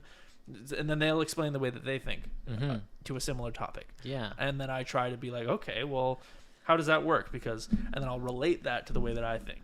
And then they can actually make connections and build bridges to the way that I think. Yeah. Like we're fucking making some weird connection through wires to our brains or whatever, right? And then, okay, well now I understand that you are an extreme visual learner. You can close your eyes, you can envision a fucking palace or a table and all these things on this table, and if something falls off the table, now you can envision that thing, and then you can put that thing back on, and that's how you could remember all of the just list. Did that. Yeah, for your groceries, right? Like, and then for me, it's extremely audible, and I'm still kind of relearning how to do this, but like a lot of my stuff is audible learning, so that really helped me with guitar when I was trying to learn how to play the guitar.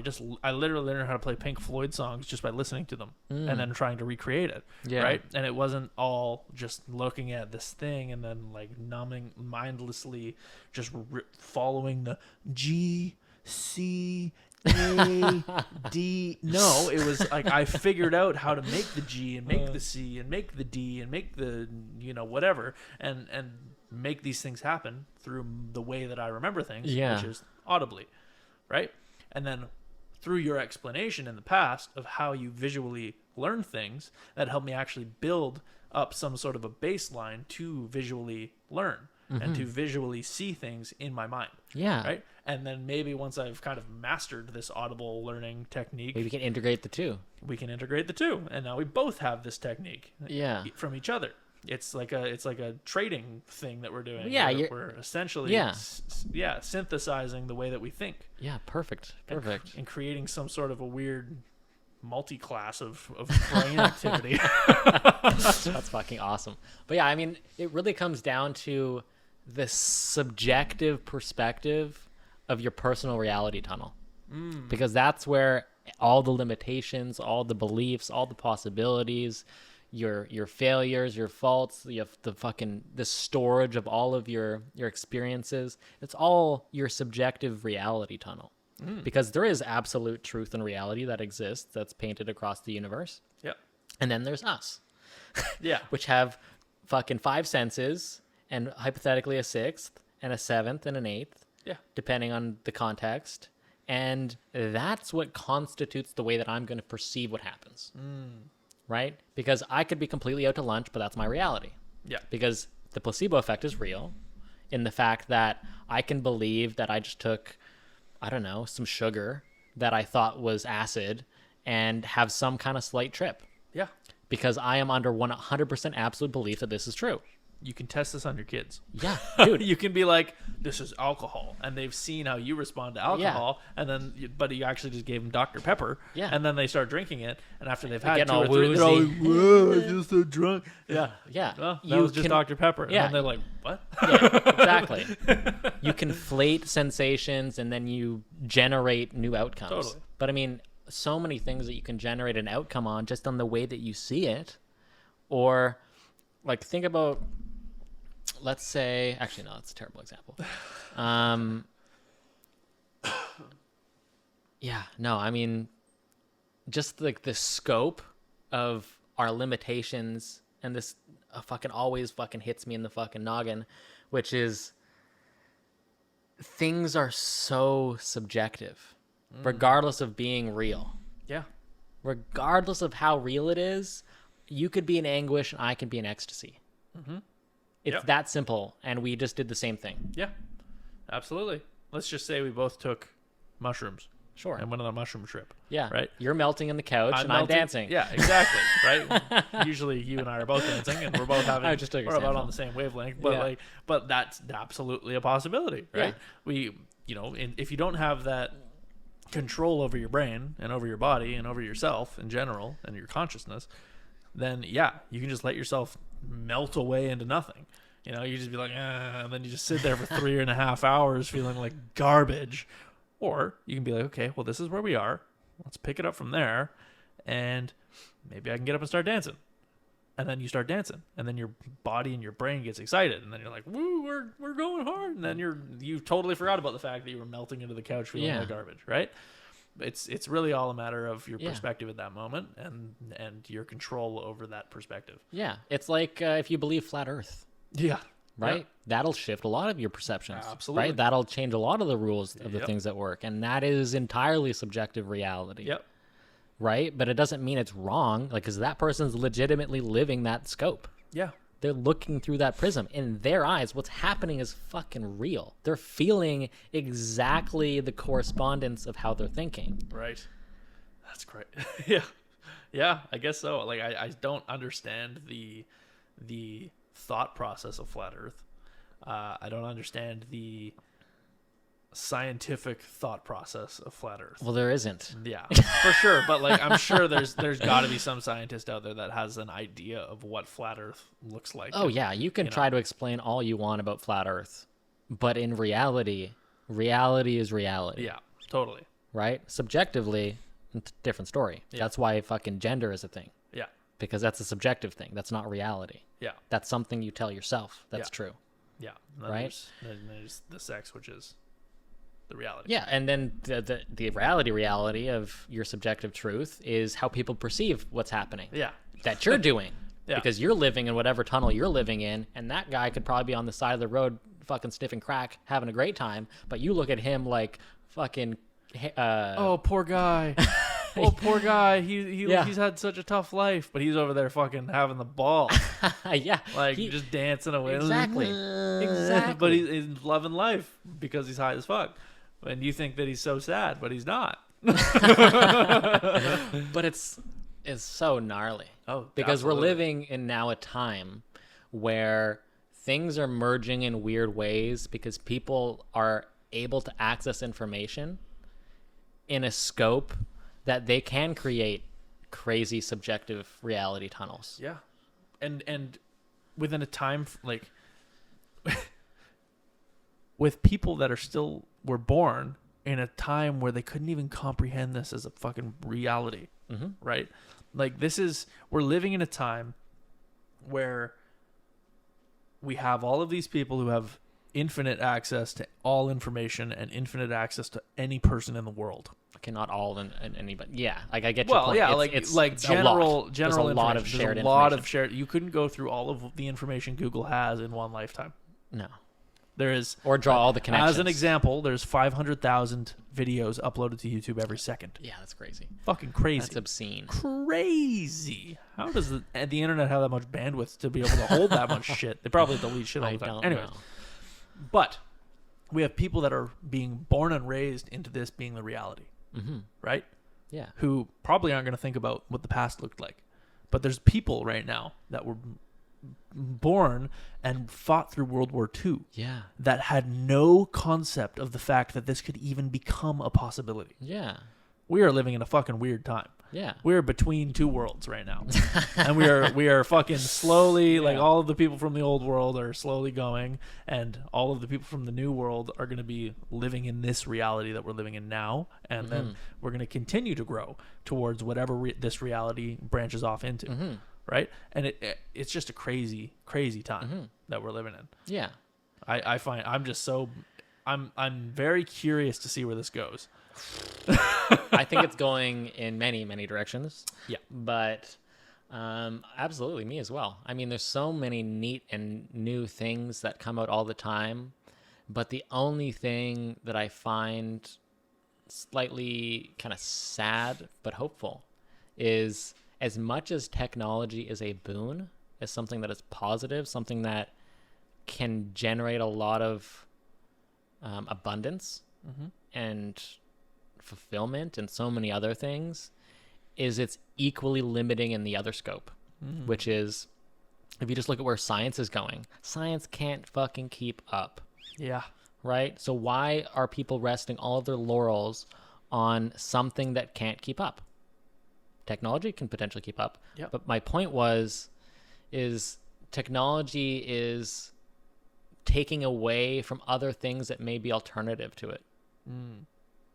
Right? Like humanity. Like so many things. Exactly. Biology. Great point. Yeah. Yeah. Like it's, oh yeah, we can do that with this technology. Oh yeah, we can do that with this. Oh yeah, we can do that with that. But the alternatives get swept under the rug because it's not the path of least resistance. How long until companies are fully automated by technology, Yep. fully run by technology, everything? And how long until people at McDonald's don't even need to make fucking burgers anymore? How long until you don't need to hire people? Right? Yeah, just fucking microwave, fucking 3D printer creates a burger for you. Beep, beep, bop burger. Yeah. Burger pops out. It's like, what? Would you like mustard on that? You hear a squirt sound? There you go. Yeah. Yeah, I mean, Enjoy. there's such gnarly potentials, and I hope for science's sake, and even just like archaeology, and just like letting go of what was previously proven to a degree. Yeah. Because the rug has already been pulled from the foundation of so many principles and topics that how can you place absolute trust in something you don't know absolutely? Absolutely. It's fucking ridiculous. It's delusion. Yeah. But It's, obviously well, yeah. it applies in situations well where it can be proven and it can be utilized and it can give you a guesstimation result of what you've expected. For sure. And then you can utilize that. But you can't apply absolute trust in something that you don't know absolutely. Right. Which is basically nothing. Sure, but okay. So let's think about it this way, though. Let's think Not about to disparage science. I think there's lots of things in science, and I think it's not fast enough. Yeah. There's lots of great things in science. It's just it can't keep up with what's getting disproven. Right. And then people are lingering on ideas and thought processes that are late. Like there's new shit. Yeah. So let's jump back to like keeping that in mind. Let's Yeah. jump back to the original topic of this Sure. whole thing, right? Archaeology.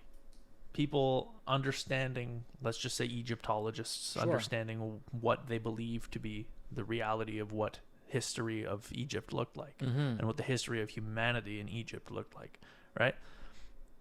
First of all, they would have fallen in love with the idea of archaeology and fallen in love with this thing. So, and what I find is a lot of people, when they fall in love with something that is external to themselves, they make it it's like their baby. Yeah, right? they defend it. They defend it with their fucking maximum fury. Yeah, right? themselves.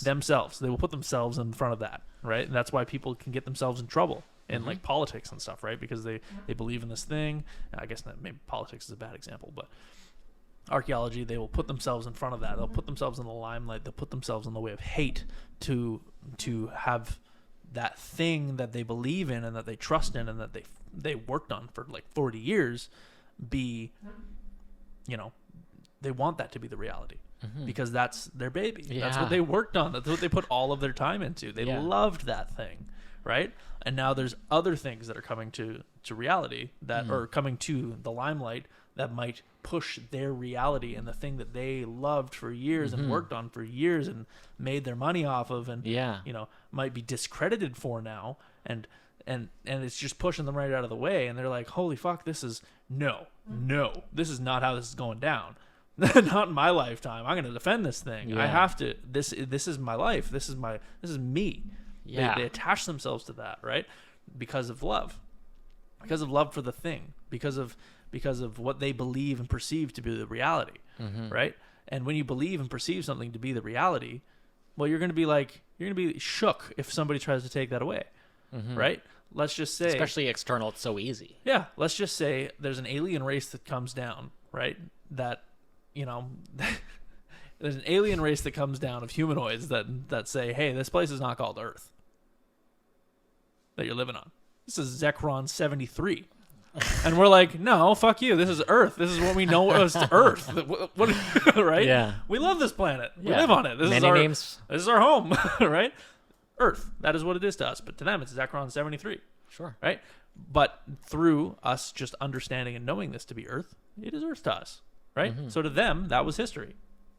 So they're going to be phased out at some point, especially if real evidence comes out that there maybe was a grand civilization that lived in Egypt before the slave I'm sure Egyptian there was times. There might have been. Who planet knows? was there, so I'm planet sure was people there. lived there. It's absolutely possible. It doesn't really make sense that we just became people for monkeys. No, you know, it's I fucking actually nonsense. did have that thought process a while back. Because until- monkeys still exist. They're here. They're well, beside us. Yeah, they are, and they didn't need to. They didn't need to evolve. So why would we have needed to evolve unless we really just sucked as a species? There was some stimulus, right?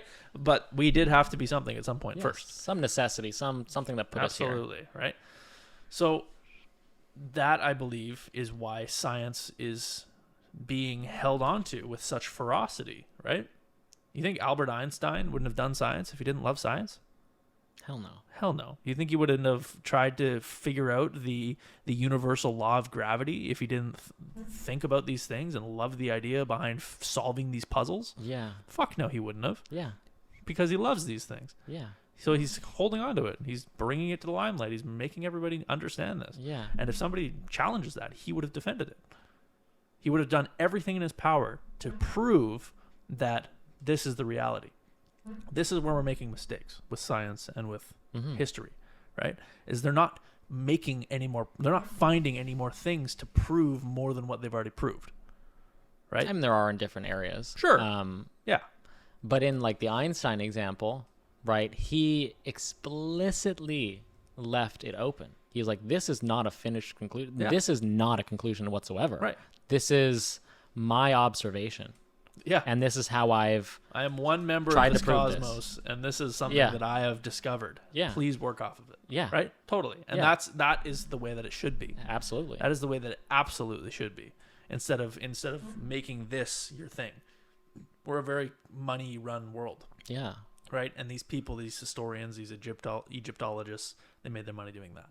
Yeah. They don't want to lose their money. They don't want to lose their grants. They don't want to, they don't want their. Well, they have their power school- to a degree. Exactly. They have power and they don't want to lose it. People don't want to lose the thing that makes them them.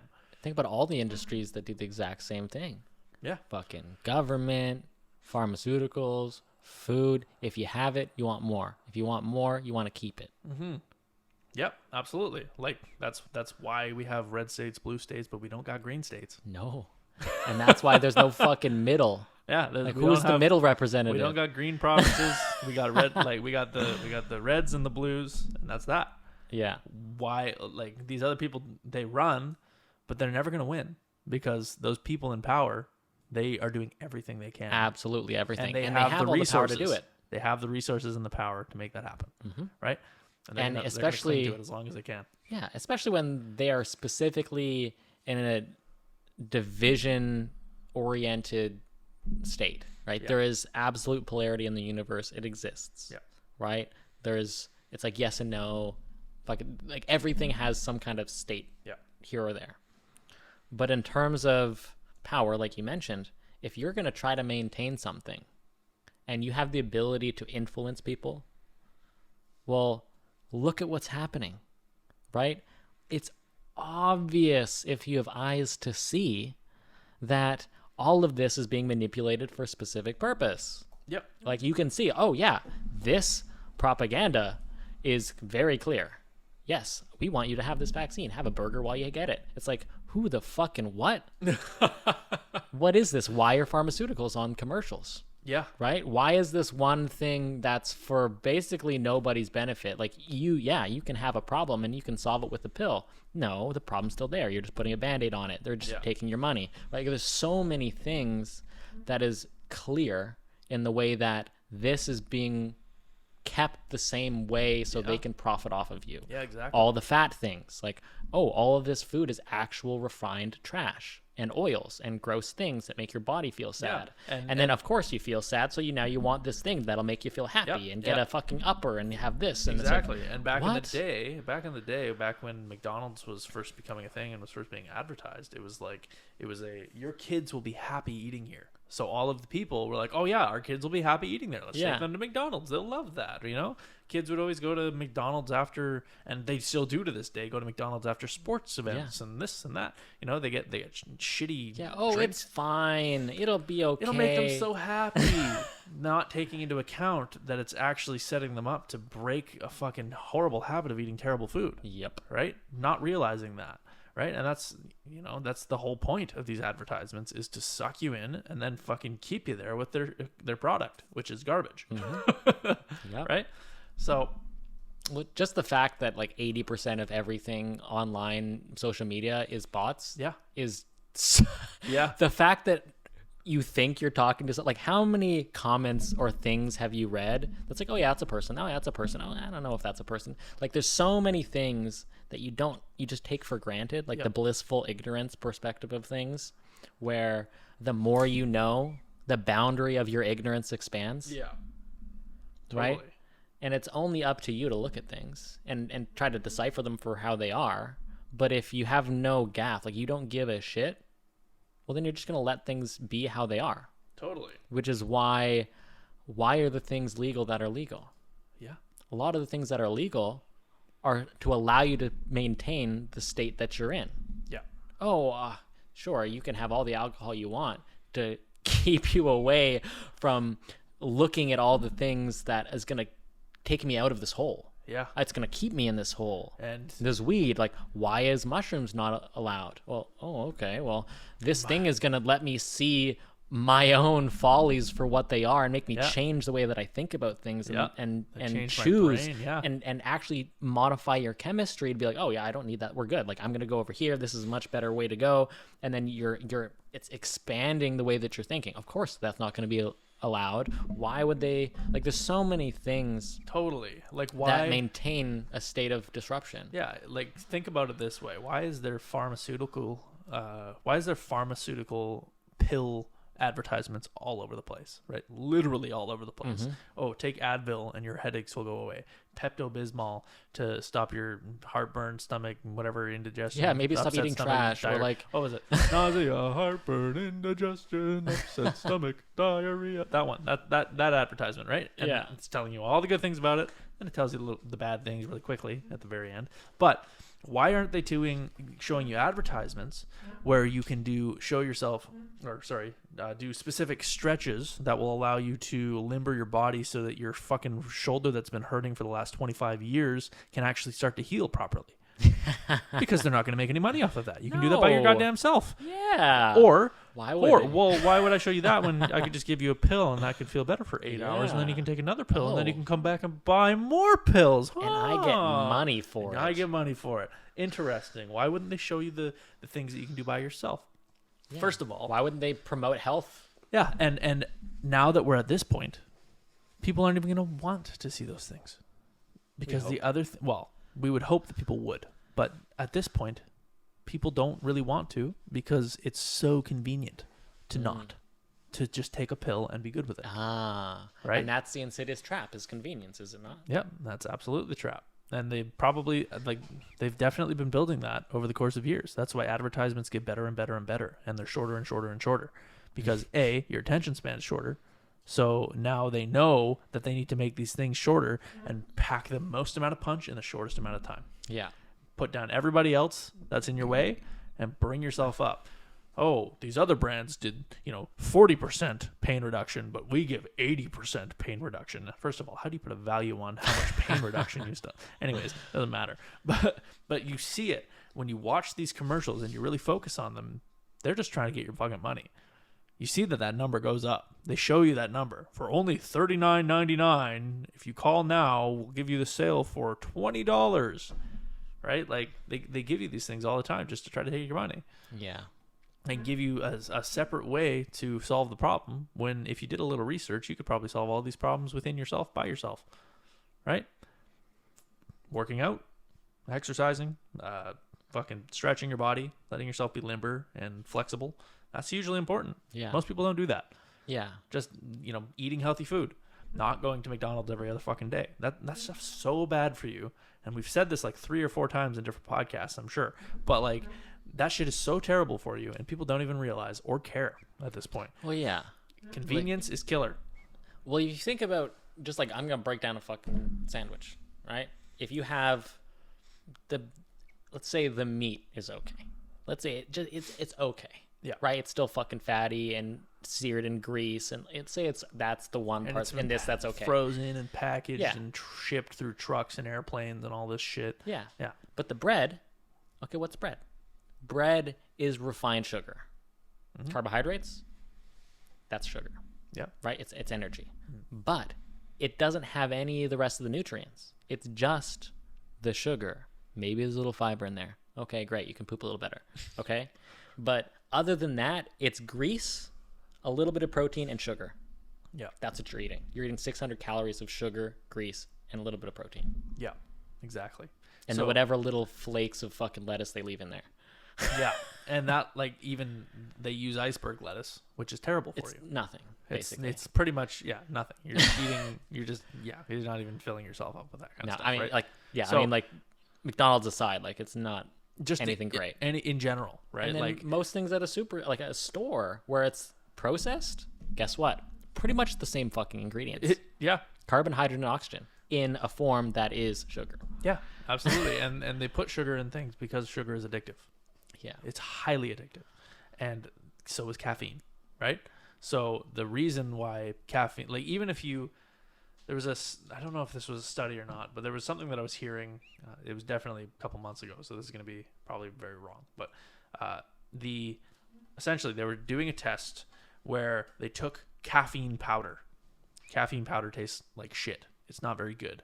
It's like the stuff that goes into Coke to make it fucking give you that, that tiredness blocker. Yeah. They put just dry powdered caffeine into random things, such as like burgers and whatever, these other things. Wow. Right? And people ate those things. They ate a normal burger, waited an hour, ate the caffeinated burger, waited an hour, and they were like, which one did you like better? The fucking caffeinated burger. Exactly. Right?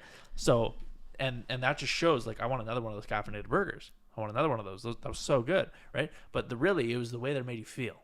Yeah. It wasn't the taste. It wasn't because they made the burgers the same. The only difference was that there was this caffeine powder in there, this pure state of caffeine, and people were immediately attracted to that thing, which is crazy. That's crazy, right? Well, it goes against your instincts. Totally. But like, how many things is this going into that's supposed to, that is intentionally made to make you addicted to it? To make you want more of that thing, right? Sugar and caffeine, those are the two killers. Yeah. And if you look at, like, great example of this is, I strictly remember probably like 10 years ago looking at the sugar contents of a bottle of ginger ale, 28 grams, give or take. I looked when I bought a thing of ginger ale the other day, which was a terrible mistake. 48 grams in one fucking bottle. Sheesh. They've almost doubled the value of sugar in there, and it tastes the same. They're just applying more to make you want it more. Because if you have that much sugar and then you don't have that much sugar, headache. Yeah. Fucking, you're having a terrible time. You feel like shit. They're literally intentionally making you feel like shit by giving you the tastiest, sugariest bullshit so that you come back and get the product more. Yeah. Right? Pretty much. Like, and through that, if you have a headache because you were basically a withdrawal. Literally a withdrawal, because sugar is pretty much a drug and caffeine is pretty much a drug, and if you, like, it just makes me wonder if there's and this is totally a conspiracy theory thought that just popped into my head. Put on my tinfoil serious. Hat. Yeah, put on the tinfoil hat. But what if there is the sugar industry, there's the pharmaceutical industry, and those things are working together, and the caffeine industry, right? They're working 100%. Together, right? 100%. You apply this much sugar, and this person drinks fucking 3 bottles of that a day, and then they decide they want to get healthy, but now they're suffering from fucking horrible headaches because of withdrawals and not understanding why, because they don't think that, I drank ginger ale with a lot of sugar, I'm probably going through withdrawals, I better go get an Advil. And now I'm going to go buy this thing of Advil so that I can make this feel better. Okay, well, I still feel like shit because I'm having these withdrawals. And I've been taking this Advil and it's been helping, but okay, I've been cutting back on my pop, and I've been keeping on drinking it, so I'm going to have another, just like 1 bottle of pop and continue, and then okay, well, I'm feeling better now that I've been drinking the pop. Interesting. So but now I want to stop and diet again. Now I have this headache again. Fuck, now I gotta go. Guess right? what? Now I've got high blood pressure. Let me throw another curveball into the mix. Exactly. Look at all of the fucking hospitals. Guess what?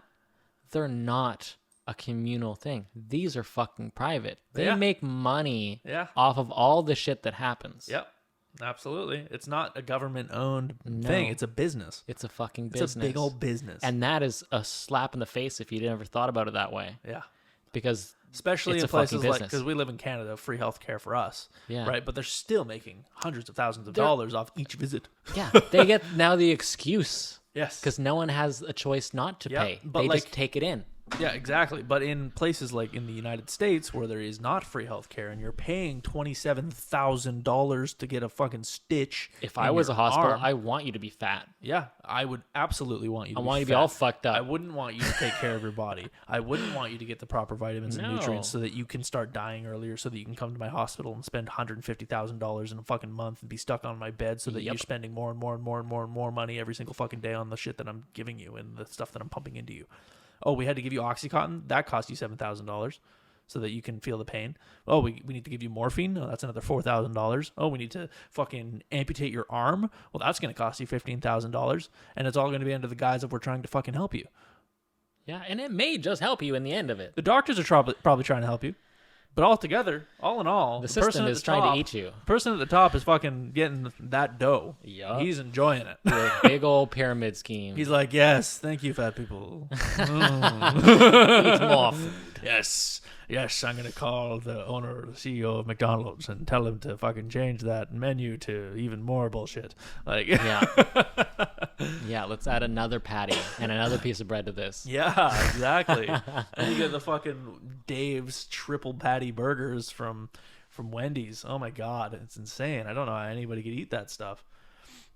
Like, it's just, if you want to do something that will benefit yourself and not benefit the pockets of other people, just start researching how you can keep yourself healthy. Yeah. In general, it doesn't even have to be the specific things that you buy at the store. Mm-hmm. It doesn't have to be the fact that you don't want to go out and eat McDonald's every once in a while. That's fine. If you like that shit, that's your own prerogative. I'm not into it, but like, that's your own thing. Yeah. Great. I'm not going to judge you. Nobody's going to judge you.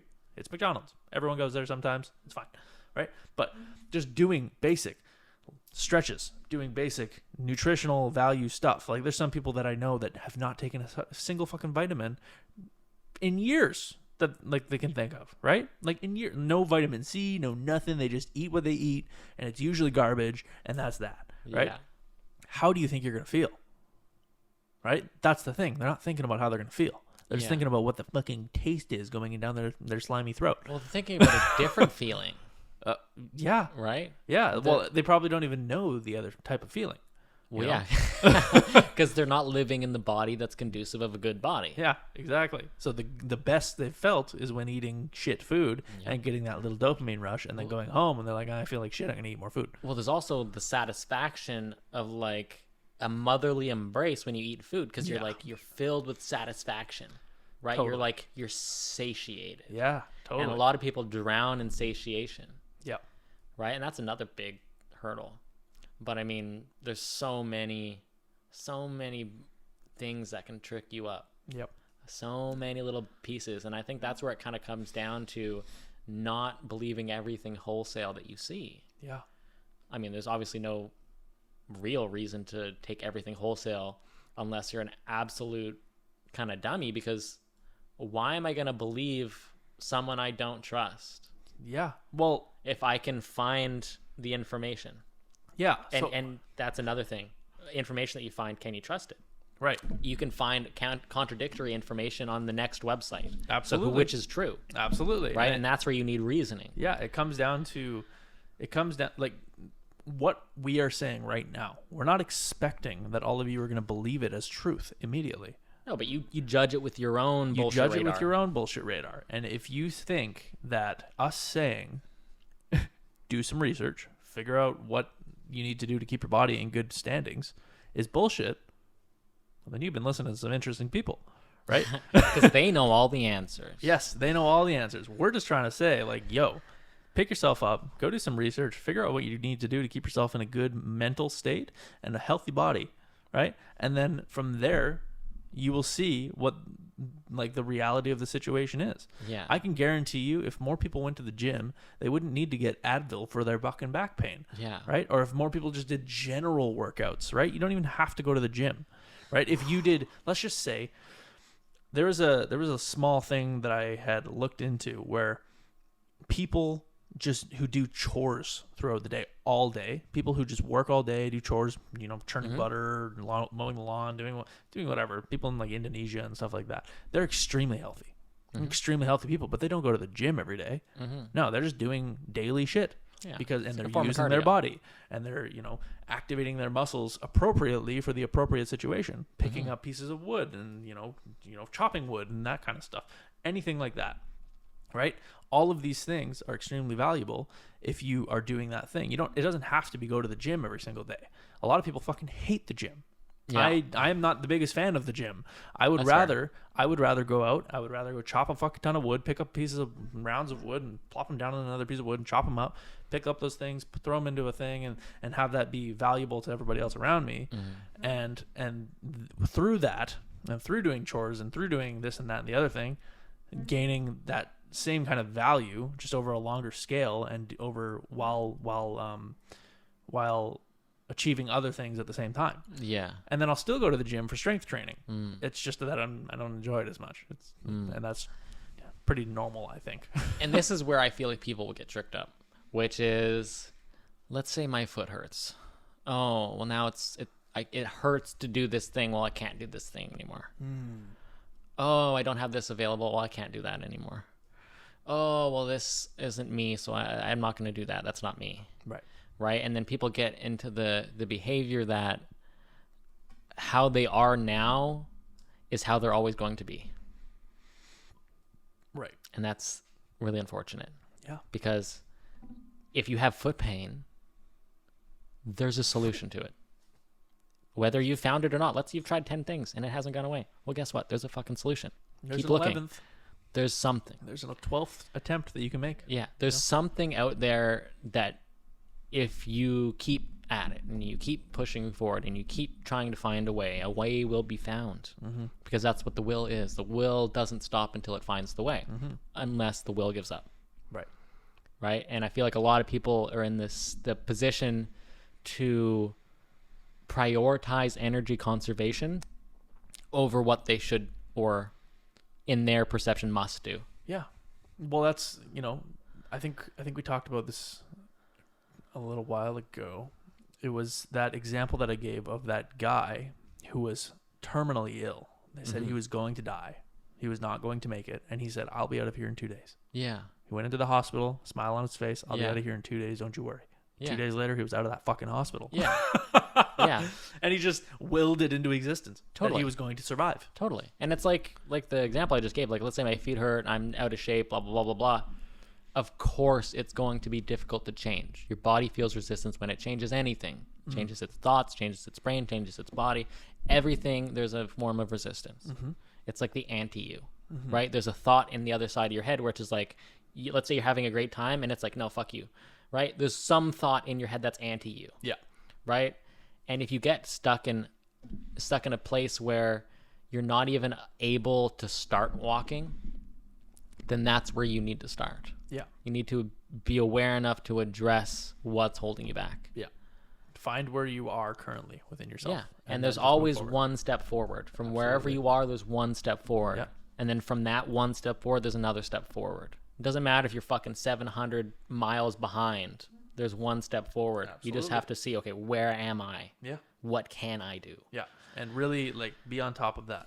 And this is why I find journaling is huge. Right? Just writing things down, spend like a daily end of day 30 minutes where you set aside, or even 15 minutes, whatever, a couple lines where you're just like, okay, this is what I did today. This is how I'm feeling. This is where I'm at. And this is where I'd like to be. Those kinds of questions that you ask yourself are just like a basic rundown of your day and a basic, like, okay, what's the next step I can take? Like if you ask yourself that question, what is the next step I can take? Your brain's going to find an answer, right?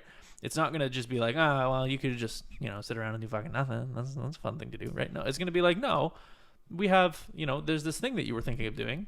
Like, just as an example, me doing my modules for my schooling, for my work to kind of become a Red Seal or a gold standard in fire safety.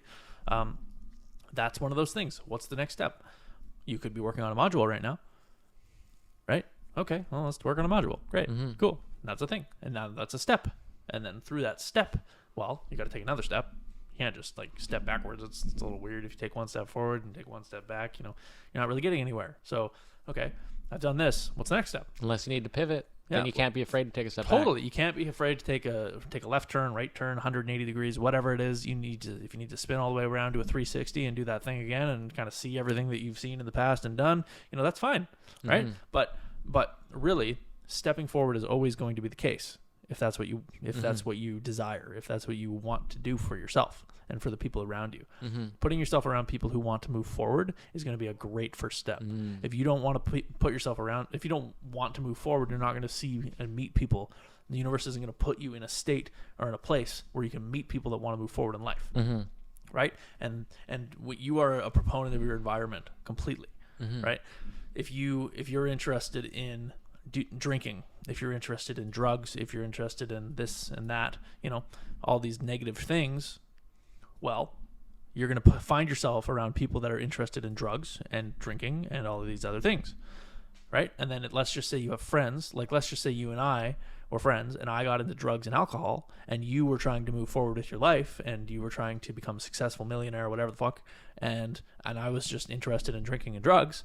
Well, you'd be like, okay, well, I'm not really going to put myself around that person because that person obviously, A, doesn't want to be saved. He's interested in these things and I'm interested in these things. Our relationship is no longer the same. Yeah. The scope of your day is different.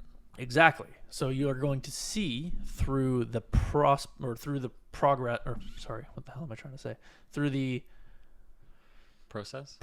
Thank you, Jesus. Through the process of doing that thing and being around these people, that there's specific people in your life that are just going to start stepping away. Yeah. Right. And you can be that person, and people are going to judge you for it, maybe in that group that you're in. But that's because they're trying to they're like evil, crab in a bucket. They're trying to hold on to you. They're like zombies that are trying to like suck you back in and trying to turn you into one of them, the fucking brainless druggies and alcoholics. Right. If you want better for yourself, you get the fuck up and you walk away. And that's the first fucking step you can take. Sometimes that's a really hard step. It is a very hard step. Absolutely. Especially if that person, place, or thing also has other benefits. Yes. Right? And that's where you need to delineate pros and cons. Yeah. And this is a great example of that. And that's let's just say that you're a good person. You fell in love with somebody. And that person got into drugs and alcohol, and thereby you got into drugs and alcohol because you love that person and you wanted to be with that person all the time. Yeah. And they were into that kind of stuff, so you got into that kind of stuff. But deep in your brain, you were like, I could be more than this. Yeah, you're like watching yourself getting like pulled away. You're like, what am I doing? What am I doing? And like, I care about this person. This is a tough realities check that you're going to need to give yourself, because you have two choices here. Your choices are, right now, you decide, I'm stepping away from this. And you can talk to this person and be like, hey, I'm not giving chances here. This is a choice right now. We stop doing this shit and we move forward with our lives. We go to the next thing and we start moving in an upwards trajectory. We start stepping into new friend groups and stepping away from these people that aren't as negative or as positive. And if they immediately are just like, no, like super defensive and deflective of it, and I'm sorry, I have to leave. That's it. I'm done. I'm going to continue on with my life. Goodbye. And that's like, it's going to be the hardest fucking thing in the world. And then they're going to guilt trip you. They're going to make it feel like garbage, but you have to stay true to yourself and what your desires and what your life is meant to be. And if you can't do that and you ride your life, the thing that is only controlled by you, on what other people think, then you're never going to get anywhere because everybody else is going to guide you in a specific path, whether that be positive or negative, right? And that's why if you want to be living a positive life and you want to be living a happy life and you want to be living a progressive life, you're going to put yourself around happy, progressive, and forward momentous people. And those people will help guide you. And then you'll become one. And you'll become one. And then you can do that maybe for somebody else, right? But you got to get away from those people first. That's step number one. If that's where you are. If you're already away from those people, let's just say you have nobody. Let's say you have literally nobody. Let's just say you're living with your mom and you feel like you're worthless and all you do is spend time watching anime and playing video games and you want to be more, well, sometimes it doesn't just start with you jumping into success and going and getting a job that you wanted. Let's just say you wanted to be a salesperson, right? It doesn't always come down to jumping straight into that. Sometimes you have to take a roundabout route. Sometimes you got to be like, what's something that I've always wanted to try doing? Spelunking. Yeah. Fuck it, I'm going to go online because I have this vast, group of people that might, or this vast internet that can show me all of these different things that I can do and all these different hobbies.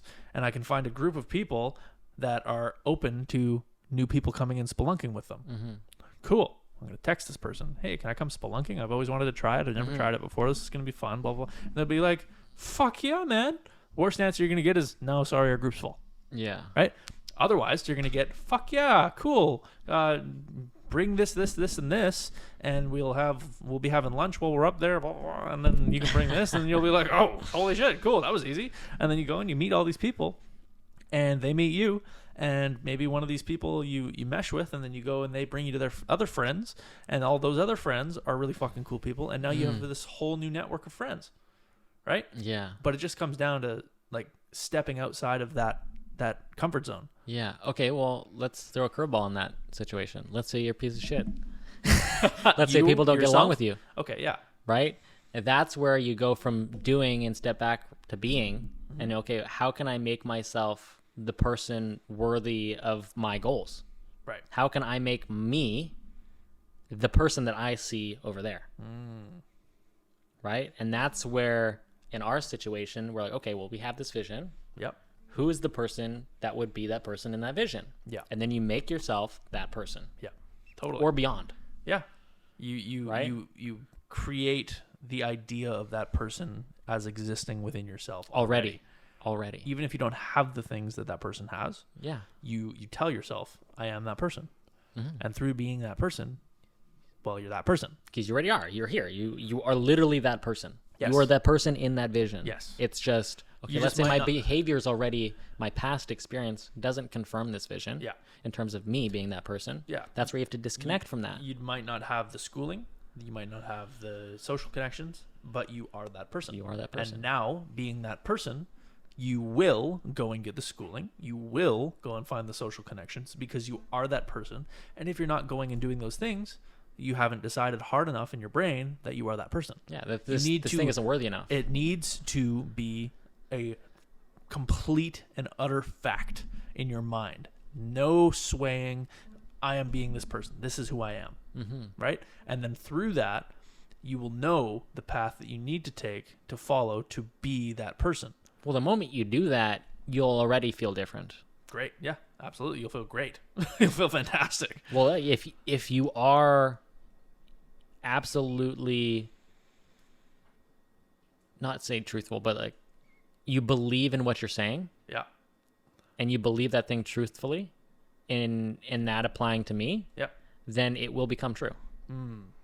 Right? Because the thought that goes against it will lose. Yeah, absolutely.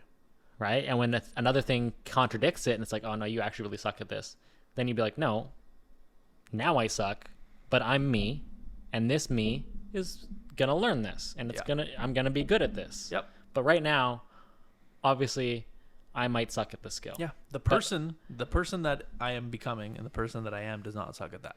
Currently, I suck at that. Yeah. That's fine. That's fine. I'm gonna learn. I'm gonna get there. I'm gonna do that in my own way. And we'll get there in no time. Yeah. And for our listeners, do what you feel is right, enjoy the moment, and keep fucking doing all that you need to do. Keep fucking doing it.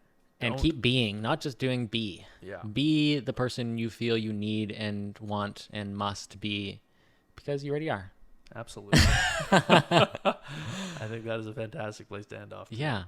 And fucking have a good day. Have a fantastic day. Even if the things around you suck, you're having a good day. Have a good day. Have a good night, weekend, whatever time of year, month, time, whatever time you're listening to this. I hope the rest of it is great. Make the rest of your life fantastic. Believe in who you are. be who you are. Thank you. Mic drop. Bye, everybody.